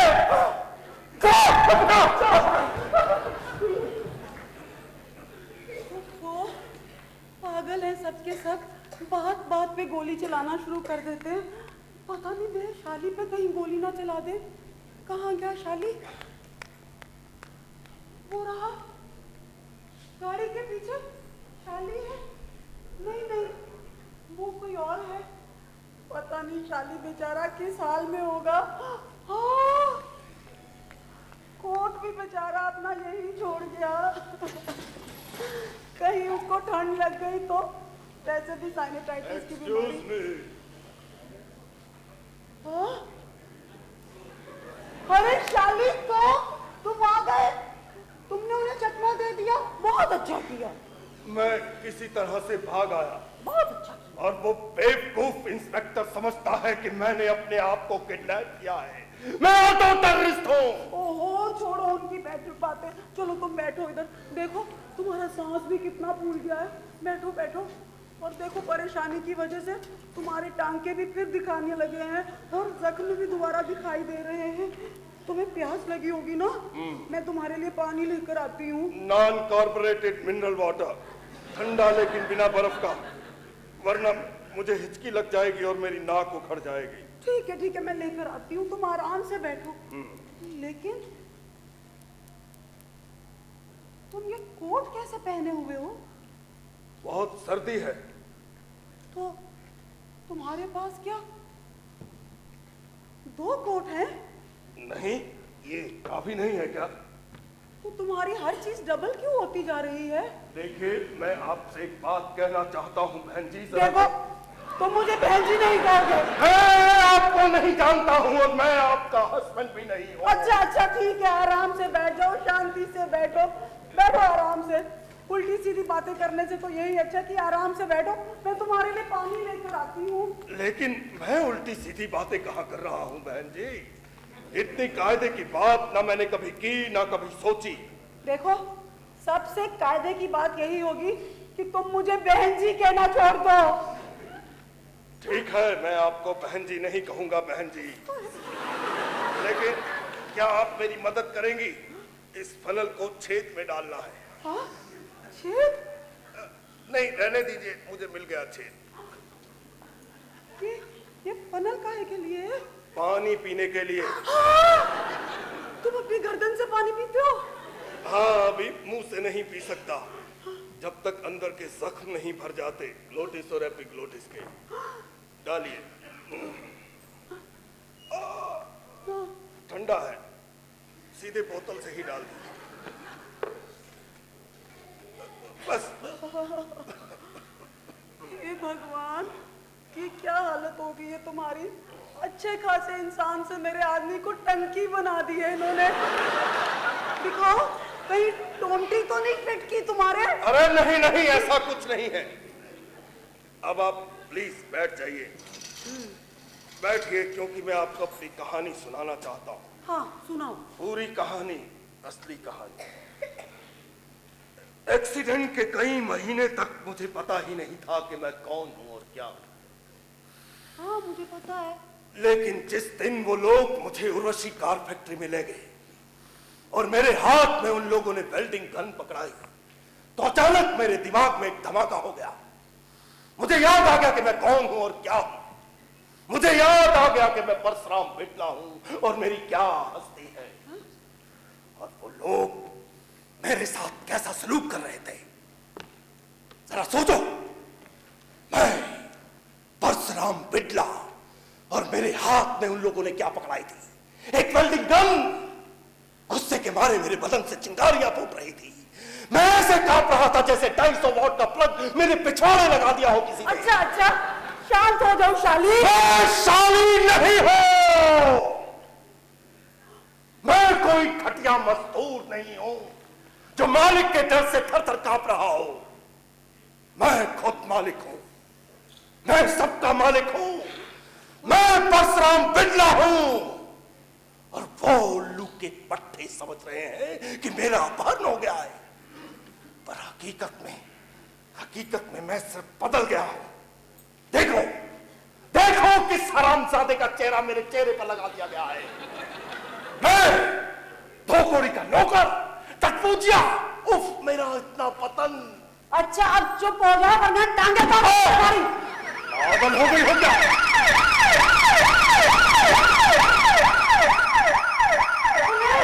पुलिस आ रही है क्या? नहीं, आगे निकल गई गाड़ियां, लेकिन फिर भी ये जगह तुम्हारे लिए ठीक नहीं है। चलो ऊपर चलते हैं, तुम अपना सामान उठाओ। ये लो, देखो, ये वो लोग कभी भी यहाँ आ सकते हैं। तुम्हारे लिए सबसे बेहतर जगह यही है। अरे ये ऊपर परछत्ती में मैंने कमरा बनवाया है। हाँ, अरे हाँ भाई हाँ, छोटा सा किराए पर दे दूंगी। अरे ये तो मैंने बिना परमिशन के बनवाया है। दरअसल जब तुम यहाँ नहीं थे तो मैं बड़ा अकेले महसूस करती थी। चलो तुम्हें दिखा दूं, मैंने तो ऊपर एक नल भी लिखा रखा है। उतरते हुए सीढ़ियों का ध्यान रखना, एकदम सीधी है और बहुत छोटी छोटी। जरा भी ध्यान टूटे तो गिरने का डर बना रहता है। इस ऊपर वाले कमरे का पता किसी को नहीं है। मैंने बिना परमिशन के बनवाया है ना। आओ अंदर आ जाओ। देखो मैंने एक बल्ब भी लगवाया है। सावित्री! और वो इसलिए सावित्री, अंदर आ जाओ। अंदर कोई है तो नहीं? सावित्री!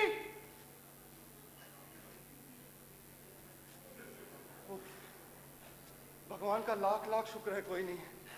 अब मुझे थोड़ा चैन मिलेगा। उफ, क्या हालत हो गई है मेरी।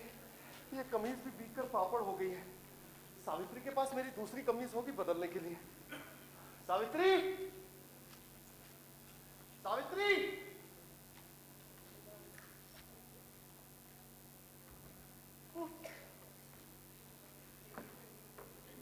कितनी बावरी हो गई हूँ मैं। देखो तुम तो वहीं बैठे रहना, निकलना मत। जरा भी आवाज की तो आके टांगे तोड़ दूंगी तुम्हारी। अभी खाना लेकर आती हूँ। कितनी बेचैन भी हो गई हूँ। मैंने सोचा नहीं था कि मेरे पति के आते मैं इतनी बेचैन हो जाऊंगी। इतनी बावरी हो गई हूँ। हाँ, इससे पता चलता है मैं कितनी बेचैन हूँ। उसने कपड़े कब उतारे मुझे पता ही नहीं चला, लेकिन फेंके फर्श पर ही हमेशा की तरह। अब मैं फिर से उसके मैले मैले प्यारे प्यारे कपड़े धोऊंगी, उसके प्यारे प्यारे कपड़े इस्त्री करूंगी, उसके लिए खाना बनाऊंगी, जो वो कहेगा वही बनाऊंगी, सब मनपसंद चीजें, और उसके चरणों की दासी बन के रह जाऊंगी। ओह, यही तो है जीवन। सावित्री, आ गई तुम? अरे तुम यहाँ क्यों आ गए? कोई परेशानी है क्या? अरे नहीं आता तो क्या करता? तुम चाहती हो कि मैं उम्र भर के लिए कैद में डाल दिया जाऊं? अरे क्या अजीब बात कर रहे हो? उम्र भर के लिए क्या, 2-4 दिन की बात है, फिर कोई ना कोई रास्ता निकल आएगा। नहीं, कोई तरीका नहीं निकलेगा। एक बार अंदर गया ना, फिर 14 साल के बाद ही बाहर निकल पाऊंगा। तुम्हारा दिमाग तो नहीं खराब हो गया? मैं तुम्हें क्या 14 साल के लिए ऊपर बंद करूंगी? ऊपर? कौन से ऊपर? क्या कह रहे हो तुम? मेरे कुछ समझ में नहीं आ रहा। अरे चलो चलो ऊपर पर छत्ती में, वही सबसे अच्छी जगह तुम्हारे लिए। चलिए चलिए ऊपर। क्यों? क्योंकि वहाँ कोई खतरा नहीं है। नहीं, बहुत खतरा है वहाँ। अगर छुपना ही है तो मैं नीचे बाथरूम में छुपना पसंद करूंगा। अरे कोई आ गया तो बाहर कूद तो सकूंगा, क्योंकि उसमें छोटी खिड़की है ना। हाँ, कूद तो सकूंगा, और फिर हड्डी पसली एक हो जाएगी, और फिर छोटे छोटे टुकड़े जोड़े जाएंगे, और तुम फिर शुरू हो जाओगे वो ब्रे और वो हीमोग्लोबिन और लुकोडोमा। यही चाहते हो तुम? होमोग्लोबिन, ल्यूकोडोमा, ये कौन लोग हैं सावित्री? चलो तुम चलो ऊपर। क्या कर रही हो? अरे ऊपर लेके जा रही हूँ ताकि वहां चल के हम खाना खा सके आराम से। हाँ तो खाना ले आओ ना, यही खा लेते हैं। ये तुमने अक्लमंदी की बात की। भूख के मारे तो मेरा बुरा हाल हो रहा था। किस्मत अच्छी है तेरी, आज सवेरे ही मुर्गा लाई थी मैं, और साथ मीट भी, उसके टिक्के। ये किसका है?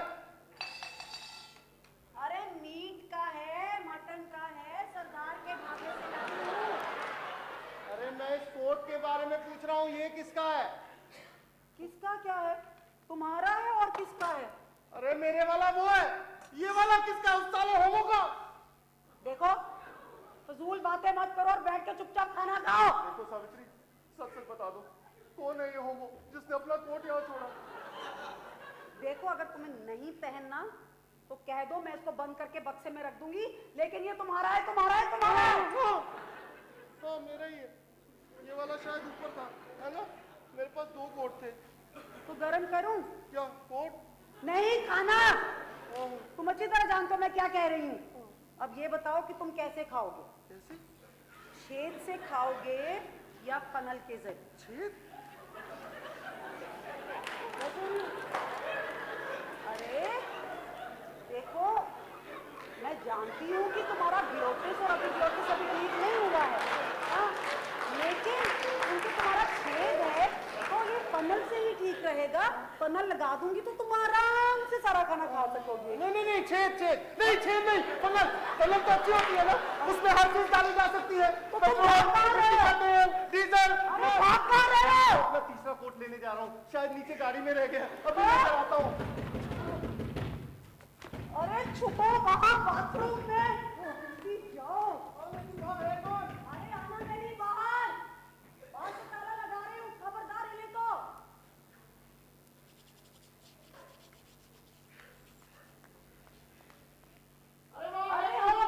अरे ठहरो ना, हमारे यहाँ कोई नहीं है, पड़ोसियों के यहाँ है। पर है साला वही नेता, जब भी मुझे अकेली देखता है ना तो घूरता है। पता है क्यों? इस साल मैंने उसको वोट नहीं दिया ना, इसलिए घूर घूर कर देखता है। इस साले की तो रिपोर्ट करवाऊंगी पुलिस थाने में। अरे हम तो उसी को वोट देंगे जिसको हमारा आदमी कहेगा, हम ऐसे वैसे को वोट क्यों दे दें? अरे इसकी तो ऐसी कम तैसी, आने दो मेरे आदमी को, इसको वैसे सीधा करवाऊंगी, वैसे सीधा करवाऊंगी, ऐसे खड़ा हो जाता है। अरे पूछो भाई, हम घर में अंदर आ जाऊं? कोई परेशानी तो नहीं?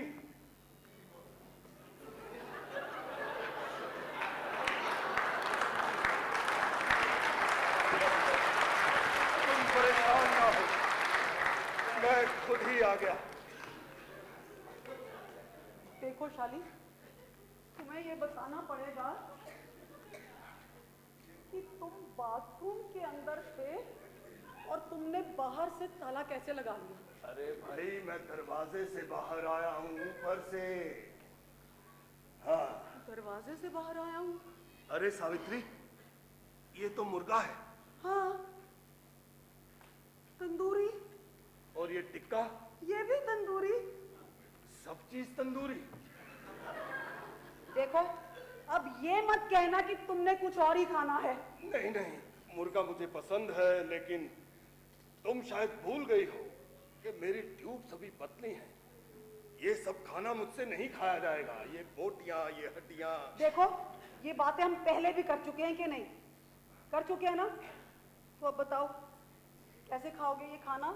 अगर मैं इनके छोटे छोटे टुकड़े कर भी दूं, तो फिर भी ये तुम्हारे छेद से अंदर नहीं जा सकेंगे। छेद में नहीं घुस पाएंगे तो ना सही, नाक के रास्ते तो चले ही जाएंगे। तुम क्या ये खाना अपने नाक से खाओगे? हाँ, हॉस्पिटल में पूरा एक बर्गर चढ़ा दिया था उन्होंने मेरी नाक।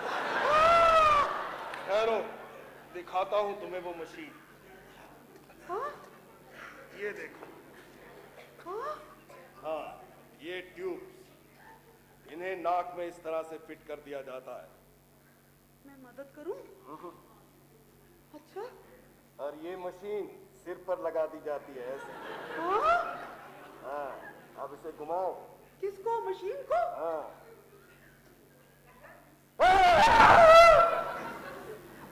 एक मिनट। क्या हुआ शाली?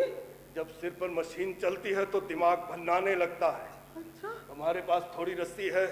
रस्सी? हाँ, मुझे बांधने के लिए। तुम्हें बांधने के लिए?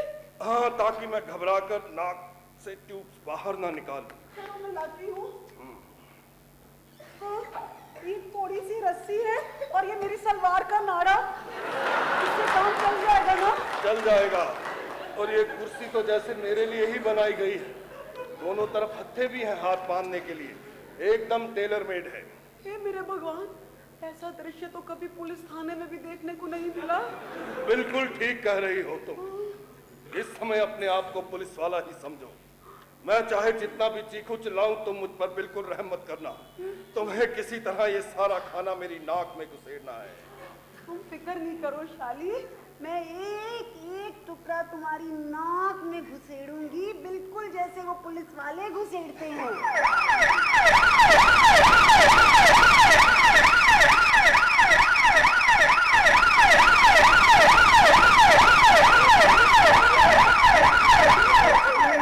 थोड़ा सा खाना मेरी नाक में घुसेड़ दो, भूख के मारे मेरा बुरा हाल हो रहा है। अरे शाली, मैं सारा खाना तुम्हारी नाक में घुसेड़ दूंगी, तुम्हें भूख नहीं मरने दूंगी। नहीं, प्लीज थोड़ा लेकिन सा डाल चलो दो। पहले ऊपर चलो।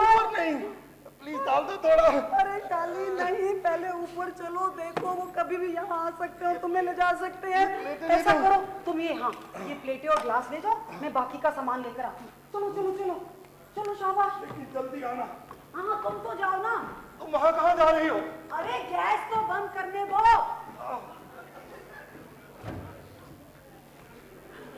हे भगवान, कितना मन था कि मेरा पति वापस आएगा तो उसके लिए उसकी मनपसंद चीजें बनाऊंगी। जैसे उसको कितनी चीजें पसंद हैं, राजमा, आलू मटर, गोभी, कचौड़ी, हलवा, दाल का हो या गाजर का, कोई भी खा लेते हैं, लेकिन हलवा बहुत पसंद है इनको। लेकिन मेरे आदमी को एक टाइम की रोटी भी जो है वो शांति से नहीं खा सकता। मेरे शाली को पता नहीं कब ये रोटी नसीब होगी। मैंने सोचा था चलो ऊपर जा रहे हैं, दोनों आराम से रोटी खाएंगे, अचार भी ले चलती हूँ, कचूमर तक तो बना नहीं सकी उसके लिए। क्या कर रही हो? दरवाजा खोलो जल्दी, मैं इंतजार कर रहा हूँ। अरे आ रही हूँ, ठहरो, खाना तो लगा लूं। ओहो, एक तो तुम्हारी मशीन भी तो लानी है। मैं मशीन नहीं हूँ। मशीन? कौन सी मशीन? क्या कह रही हो तुम? अरे भाई, ये कुर्सी बहुत भारी है, मुझसे नहीं उठती, जरा नीचे आके मदद करो मेरी। अरे ठीक है, पर मैंने दरवाजा तो खोलो। अरे खुला है, आ जाओ। अरे बंद है एकदम। सावित्री, सावित्री, सावित्री खोलो। हाँ? सावित्री, अरे क्या कर रही थी इतनी देर से तुम? देखो शाली, अब तो तुम्हें बताना ही पड़ेगा कि अंदर बाथरूम में घुसकर तुमने बाहर से ताला कैसे लगा दिया। ताला लगा लिया? किसने? तुमने और किसने? मैंने? हाँ हाँ तुमने। मैंने बाहर से कुंडी लगाई, चाबी भी लगाई, तुमने अंदर बैठे बैठे उसको कैसे घुमा लिया? मैंने घुमाया? तुमने घुमाया था? तुमने मुझे अंदर जाने के लिए कहा और बाहर से चाबी घुमाई थी। अरे कहा था, लेकिन वो तो पहले कहा था, उसके बाद तो तुम बाहर भी आ गए थे। मैं बाहर आ गया था? हाँ? कब? पहले और कब? कैसे? दरवाजे से और कैसे?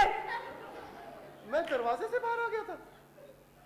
हाँ, तुम दरवाजे से बाहर आ गए थे, आ गए थे। हाँ आया था। आया था। वो एक्चुअली मैं तुमसे छुपाना चाहता था ये भेद।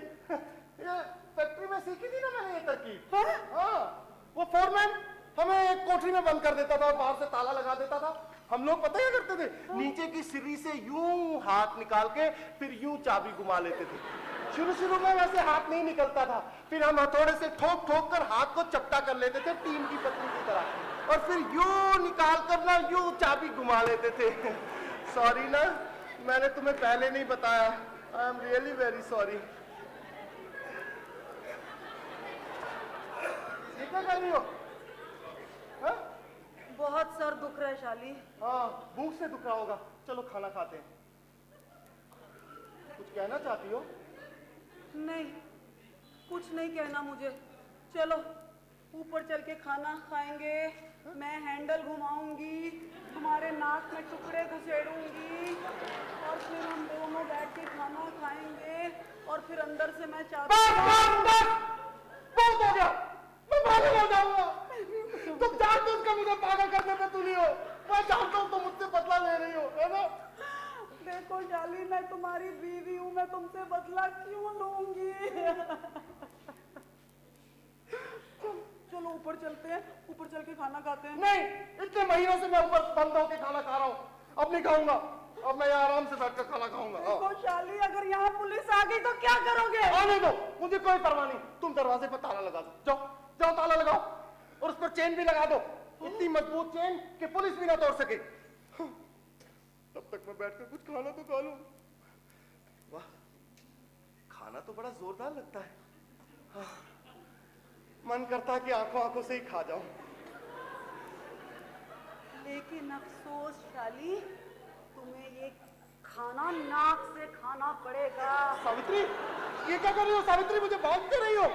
इसलिए ताकि तुम खाना आराम से खा सको। देखो सावित्री, खाना खाने के बाद हमें बहुत टाइम मिलेगा बातें करने का, फिर तुम मुझे आराम से बता देना खाना खाने के कौन कौन से नए तरीके सीखे तुमने सोमो गुरु से। चुप, बिल्कुल चुपचाप बैठे रहो। बताओ खाना कैसे शुरू करोगे? लस्सी से? हाँ, लस्सी तो पतली होती है ना, तो छेद में आसानी से चली जाएगी और इससे भूख भी खुल जाएगी। ठहरो, मैं तुम्हारे छेद में लस्सी डालती हूँ, बताओ छेद से लोगे या फनल से? नहीं नहीं, सावित्री देखो देखो क्या कर रही हो तुम सावित्री, मुझे लग रही है सावित्री, सावित्री, सावित्री, मेरी जान, मेरी चपलचरी, मेरी जान, देख देख, मैं जानता हूँ कि मैं बहुत कमीना आदमी हूँ, मैंने तुम्हें बहुत दुख दिए हैं, लेकिन प्लीज मुझे माफ कर दो सावित्री, अब मैं तुम्हें कभी शिकायत का मौका नहीं दूंगा, अब मैं तुम्हें कभी छोड़ के नहीं जाऊंगा, मेरी छप्पन छुरी। शाली, शाली, ये शब्द सुनने के लिए मैं कब से मेरे कान तरस रहे थे। सावित्री, सावित्री, मैं तुम्हें बहुत चाहता हूँ, वो इंग्लिश में क्या कहते हैं, हाँ, आई लव यू। शाली, शाली, मैं भी इंग्लिश में वही कहना चाहती हूँ तुमसे। शाली, I also love you। Savitri क्या कर रही हो? सावित्री मशीन लगा रही हूँ ताकि तुम खाना खा सको। मैं छोटे छोटे टुकड़े तुम्हारी मशीन में डालूंगी। सावित्री देखो क्या कर रही हो तुम, सावित्री देखो मुझे लग रही है, सावित्री, ये क्या कर रही हो सावित्री, ये कौन सी फिल्म का सीन कर रही है मेरे साथ सावित्री, बचाओ, बचाओ, बचाओ,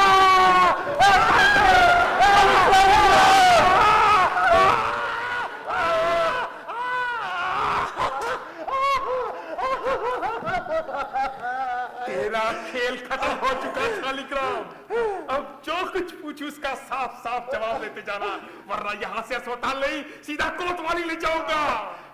आप मेरी बात का विश्वास कीजिए साहब, इस बम ब्लास्ट से तेरा वास्ता है? नहीं साहब। बिरला साहब की किडनैपिंग से तेरा वास्ता है? नहीं साहब नहीं, मैं तो एक मामूली मजदूर हूँ, दिल्ली आया था नौकरी की तलाश में। तो उस रात तो गिलकाबाद के खंडों में मौजूद था? नहीं साहब, इस बारे में मैं कामरेड कविता को सब कुछ बता चुका हूँ। ये रहा साले तेरी कामरेड कविता का बयान, इसमें साफ लिखा है कि वो उसके बारे में कुछ नहीं जानती। कामरेड ने ऐसा लिखा? हाँ, अब तू बता, तू क्या?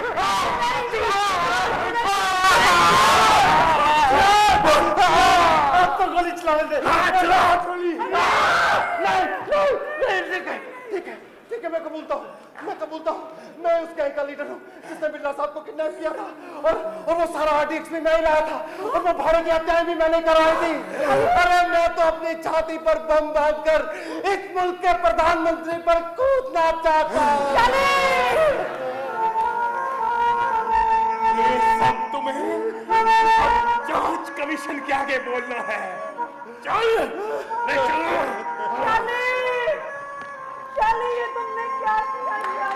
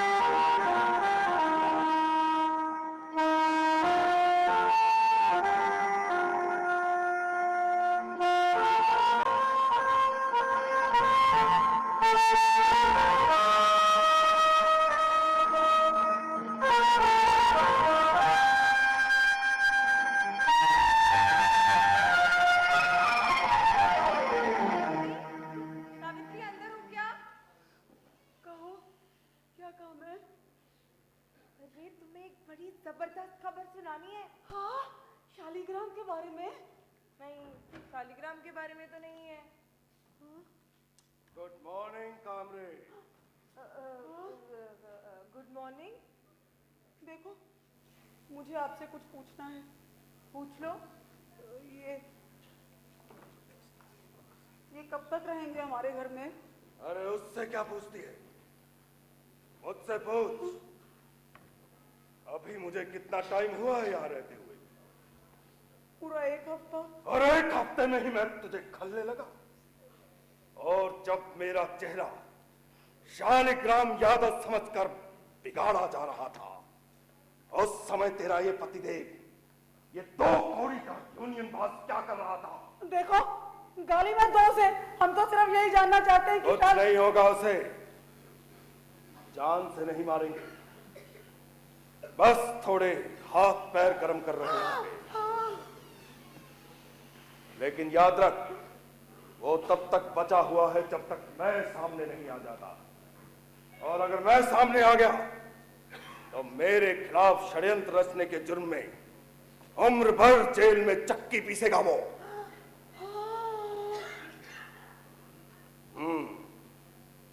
तो कामरेड, क्या जबरदस्त खबर लाई थी तुम? अभी तक सुनी नहीं आपने? 1 घंटा पहले आई है स्पेशल बुलेटिन टीवी पर। अरे अब यहाँ कहाँ है टीवी रेडियो? चलो तुम जुबानी ही सुना दो। प्रधानमंत्री के पास एक चिट्ठी पहुंची है जो खुद परसराम बिरला द्वारा लिखी गई है। अच्छा? हाँ, और गृह मंत्री के पास भी ऐसी ही एक चिट्ठी पहुंची है। गृह मंत्री के पास भी? हाँ, और दोनों चिट्ठियां दुबई के किसी हवाई अड्डे से लिखी गई हैं। बताया गया है कि वहीं पर आतंकवादियों ने बिरला साहब को कैद कर रखा है और उन चिट्ठियों पर दुबई के किसी पोस्ट ऑफिस की स्टैंप्स भी लगी हुई हैं। चिट्ठियों में क्या लिखा गया है कॉमरेड? चिट्ठियों में लिखा है कि अफगानिस्तान के ट्रेनिंग कैंप में ट्रेनिंग पाए 112 खतरनाक आतंकवादियों को फौरन छोड़ दिया जाए, जो इस वक्त भारत की किसी जेल में सड़ रहे हैं। बस इतना ही? हाँ, इतना ही। इसके आगे मैं तुम्हें सुनाऊं जो शायद हाँ? तुम्हें भी नहीं मालूम? हाँ। बॉम्बे बॉम्ब ब्लास्ट से जुड़ी कमीशन के लिए जो इंक्वायरी की गई थी उसे फौरन वापस ले लिया जाए और इस इंक्वायरी से जुड़े एक ऑफिसर के तबादले मुल्क के अलग अलग हिस्सों में करा दिए जाए। और अब तक जितनी इंक्वायरी की जा चुकी है उसकी फाइलें एक अलमारी में बंद करके उन पर ताला लगा दिया जाए। और अगर ऐसा नहीं किया गया तो आज रात 12 बजे तक ये लोग ना सिर्फ मुझे खत्म कर देंगे बल्कि बॉम्ब ब्लास्ट से जुड़े एक आदमी के नाम सभी न्यूज़पेपर्स के फ्रंट पेज पर होंगे। मगर आपको ये सब कैसे मालूम? बेवकूफ, क्योंकि वो चिट्ठियां मैंने ही लिखी थी। आपने? मगर वो तो दुबई से। हाँ, उन्हें दुबई फैक्स कर दिया गया था, उन्हें पोस्ट वहीं किया गया। मगर ये सब किया क्यों आपने? आपको याद होगा कामरेड कि आज से कुछ साल पहले कश्मीर वादी में घूमने आए 4 विदेशी सैलानियों का अपहरण हो गया था और उनके बदले भी सरकार से कुछ आतंकवादियों को छोड़ देने की मांग की गई थी, लेकिन उन्हें नहीं छोड़ा गया। इसके बदले में उनमें से एक सैलानी का सर कहीं और धड़ कहीं कश्मीर की वादियों से बरामद किया गया। बाकी तीनों का अभी तक पता नहीं। अंदर की खबर है कि उन तीनों की लाशें भी वादी में कहीं दबा दी गई हैं। मगर आपकी इन चिट्ठियों का उस घटना से क्या मतलब? वो घटना याद करके मुझे एक आइडिया आया। मैंने सोचा देखें कि सरकार की नजर में मेरी क्या अहमियत है। मैं देखना चाहता था कि क्या उन 4 विदेशी सैलानियों की तरह भी सरकार मेरी भी बलि दे दे। मैं मतलब? देखना चाहता था कि क्या अखबार में इस बार भी सरकार के वही दावे छपेंगे जो उस बार छपे थे। तो क्या आप चाहते हैं कि उन खतरनाक आतंकवादियों को छोड़ दिया जाए? हरगिज नहीं। मैं तो चाहता हूं कि उन आतंकवादियों को हरगिज ना छोड़ा जाए, क्योंकि ऐसा करके सरकार को अपने असूलों और आदर्शों की एक बार फिर मिसाल कायम करने का मौका मिल जाएगा।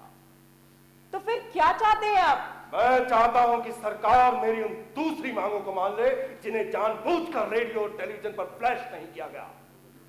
ऐसा करके सरकार मेरी मदद तो करेगी ही, साथ ही उसे अपनी गद्दी बचाने का एक बार फिर मौका मिल जाएगा।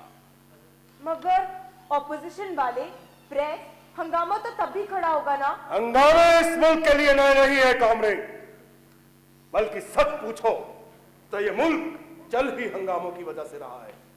कभी मंदिर तो कभी अयोध्या, कभी हुसैन की पेंटिंग का जलाया जाना तो कभी क्रिकेट की मैच फिक्सिंग। एक हंगामा तो तुमने भी खड़ा करने की कोशिश की थी कॉमरेड, याद रख, तू भी तभी तक बची है जब तक मैं सामने नहीं आता, और अगर मैं सामने आ गया तो शालिग्राम के साथ मिलकर मेरे खिलाफ कंस्पिरेसी करने के जुर्म में तू भी नहीं बचेगी। सर ये गली गली नाली में गिर पड़ता है और मुझे भी गंदा करता है। देख, वो लोग इधर आ रहे हैं। आधा घंटा और किसी तरह उन्हें बातों में उलझाए रखो, समझ गई? और मेरा शालिग्राम? उसकी जिम्मेदारी मैं पहले ही ले चुका हूँ। और अगर मैं मना कर दूं तो? जब गले में फांसी का फंदा लटकता है ना कॉमरेड, तो सांस सभी की घुटती है। मगर बदले में मुझे क्या मिलेगा? इस केस से मुक्ति, और तुम्हारी यूनियन ने जो मांगे रखी हैं उनमें से थोड़ी बहुत मान भी लूंगा, समझ गई? और शाली देख, वो लोग आ रहे हैं, कुछ भी करके सुना देना।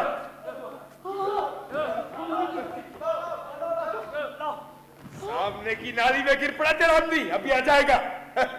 आने दो उस हरामजादे को। एक एक नाम उसने बता दिए ना, हम सबकी पीठ पर छुरा छुरा घोंपने वाला। आने दो उसको। यानी उसने जो कुछ बताया वो सब सच है? हाँ, एकदम सच। वो हमें पता है कि उन्होंने वो बिरला साहब को कहाँ छुपा रखा है। कहाँ छुपा रखा है? वो ये जो उर्वशी फैक्ट्री वाले का वो जो बड़ा सा गुब्बारा नहीं लगा प्रगति मैदान में, वो उस गुब्बारे में। हाँ। देख, तू झूठ तो नहीं बोल रही? नहीं। मेरे साथ आंख में आंख मिलाकर बात कर। कौन सी, दाई या बाई? लगता है तू ऐसे नहीं बताएगी, तुझे भी नमक का पानी पिलाना ही पड़ेगा। पुलिस वाले के साथ मजाक करती है? कोई आपसे मजाक नहीं कर रहा है इंस्पेक्टर साहब, और इसका सबसे बड़ा सबूत है ये। हाँ। ये क्या है? जूता है परसराम बिरला का। देख, तो मुझसे फिर मजाक कर रही है। देखिए, ये मजाक नहीं कर रही है, जो कह रही है ये सच कह रही है। देखिए, ये जूता 7 नंबर का है, पेरिस का बना हुआ है। बिरला साहब अपने जूते पेरिस से बनवाया करते थे, क्रिस्टीन डायर से। हाँ, और अगर आपको यकीन ना हो ना, तो उनके घर वालों को फोन करके पूछ लीजिए। घर वालों को क्यों करें? हेडक्वार्टर से पता करो, उनके पास पूरी डिटेल्स होंगी। Okay sir. हाँ, अभी पता चल जाएगा। हाँ, शाली। माफ करना सावित्री, इन लोगों ने मुझ में इतना पानी उड़ेला कि ले जाओ इसे, टॉयलेट में बंद कर दो, वरना ये हम सबको डुबो देगा। सर, हेडक्वार्टर से खबर आई है कि वो जूते वाली बात बिल्कुल सच्ची है। हिंदुस्तान में सिर्फ 4 लोग ऐसे हैं जिनके जूते पेरिस में बनते हैं। उनमें से 3 लोग अपने घरों में मौजूद हैं सर, सिर्फ एक आदमी गायब है। इसका मतलब ये जूता परसराम बिरला का है? जी सर। लेकिन ये सबूत भी अधूरा है। अधूरा मतलब? यस, अधूरा। ये लीजिए, ये क्या है? परसराम बिरला की लिखी हुई चिट्ठियों की ओरिजिनल फोटोकॉपी। देख, तू मुझसे मजाक तो नहीं कर रही है? अगर मजाक किया तो बहुत महंगा पड़ेगा। देखिए इंस्पेक्टर साहब, आप सबसे पहले इन चिट्ठियों की हेडक्वार्टर से जांच करवाइए, वरना आपको बहुत महंगा पड़ेगा। जांच करवाओ। ओ सर, मुझे याद आया, आज की इवनिंग न्यूज और मिड डे की 2 कॉपियां छपी है सर। उनमें इन दोनों चिट्ठियों का भी जिक्र किया गया है, काफी खुलकर। और सर देखिए सर, और सर मुझे तो ये हैंडराइटिंग बिल्कुल असली लग रही है।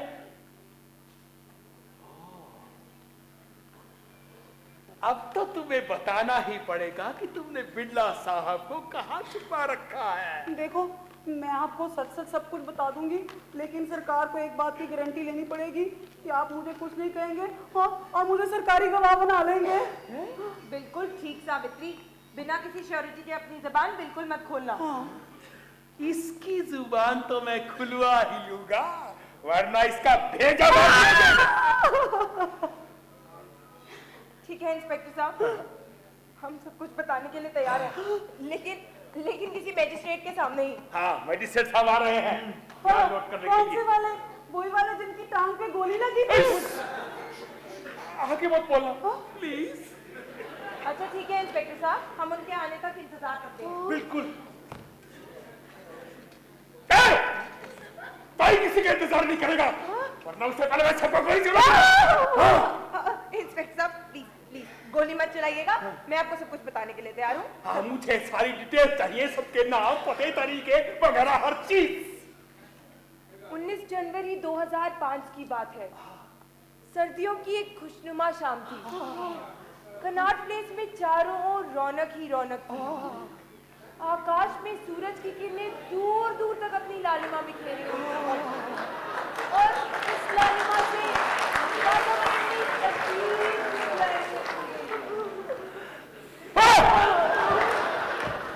बंद करो ये साला लालिमा वातावरण, यहाँ क्या कैदी सम्मेलन हो रहे हैं? मक्का की बात करो, कार सब तक की नहीं। अच्छा ठीक है। बिरला साहब को किडनैप करने का प्लान हमने एक सिनेमा हॉल में बैठकर बनाया था, वहीं पर हमारी मीटिंग हुई थी। मीटिंग सिनेमा हॉल में थी? किडनैप करने का प्लान सिनेमा हॉल में बना था? हाँ जी, और मीटिंग का प्लान जब मुझे फोन पर बताया गया तो वो मेरा दोस्त है ना, वो मंजीत सिंह, उसके साथ बैठकर मैं चाय पी रही थी। मंजीत सिंह? ये मंजीत सिंह कौन है? मंजीत सिंह वो मेरा दोस्त है, और वो एयर इंडिया में एयर होस्टेस का काम करता है।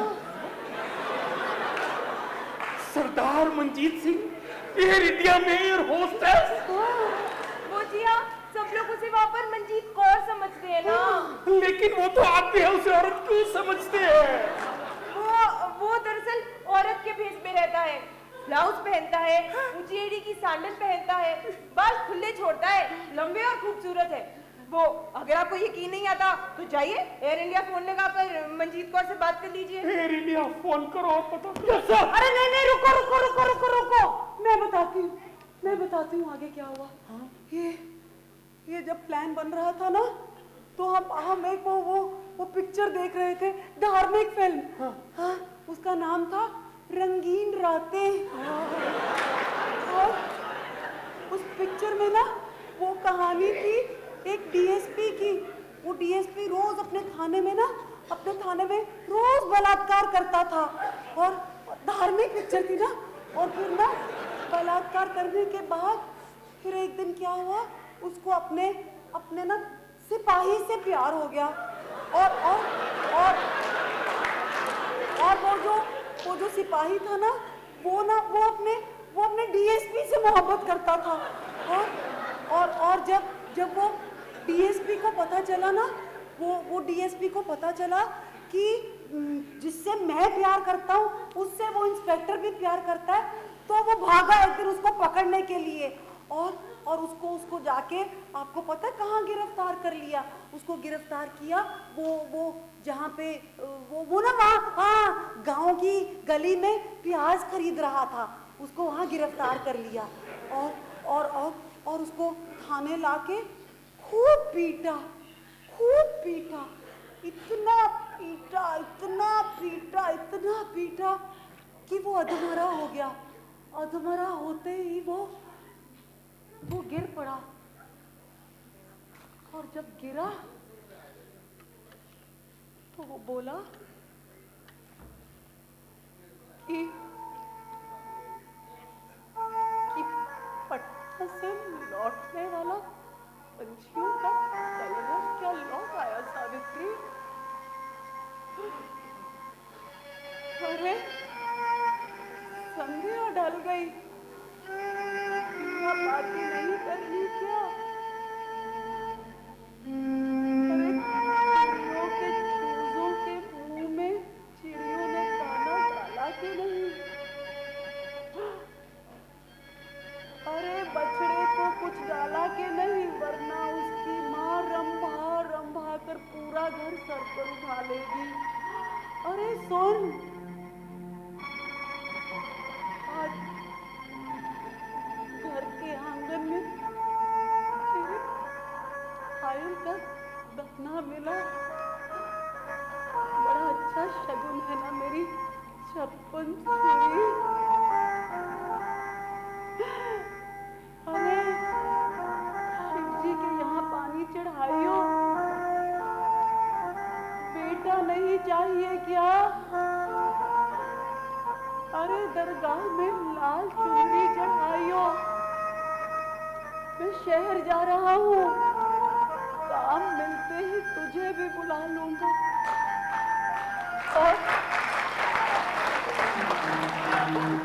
और अगर वहाँ किसी दुनिया ने मुझे फंसा दिया तो गौतम सहन कर लेगी ना।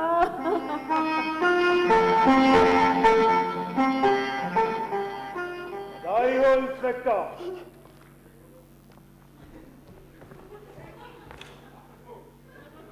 तुम्हारी सरकार ने उन आतंकवादियों को छोड़ देने की मांग से साफ इनकार कर दिया। और आपके लिए भी एक जबरदस्त खबर है। आ जाइए ऑफिसर।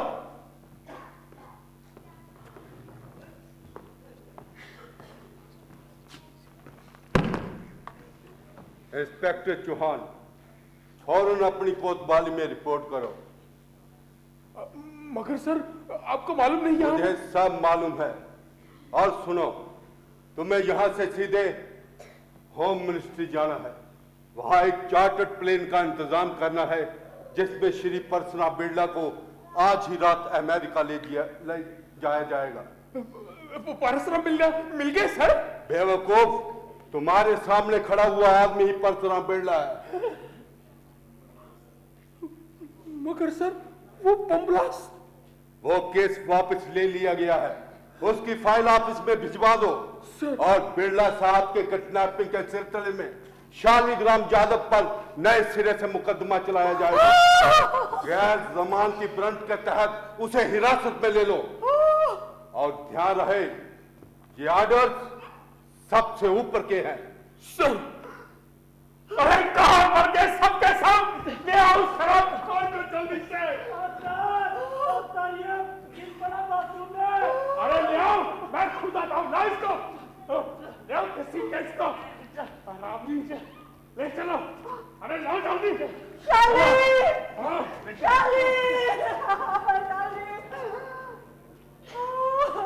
चले ऑफिसर।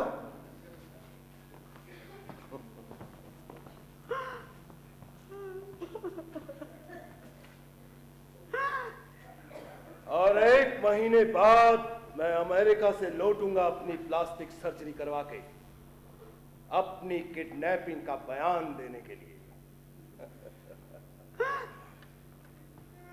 अरे कविता, तुम तो कहती थी कि मेरे शालिग्राम को कुछ नहीं होगा। ये क्या हो गया कविता? कविता, ये क्या हो गया?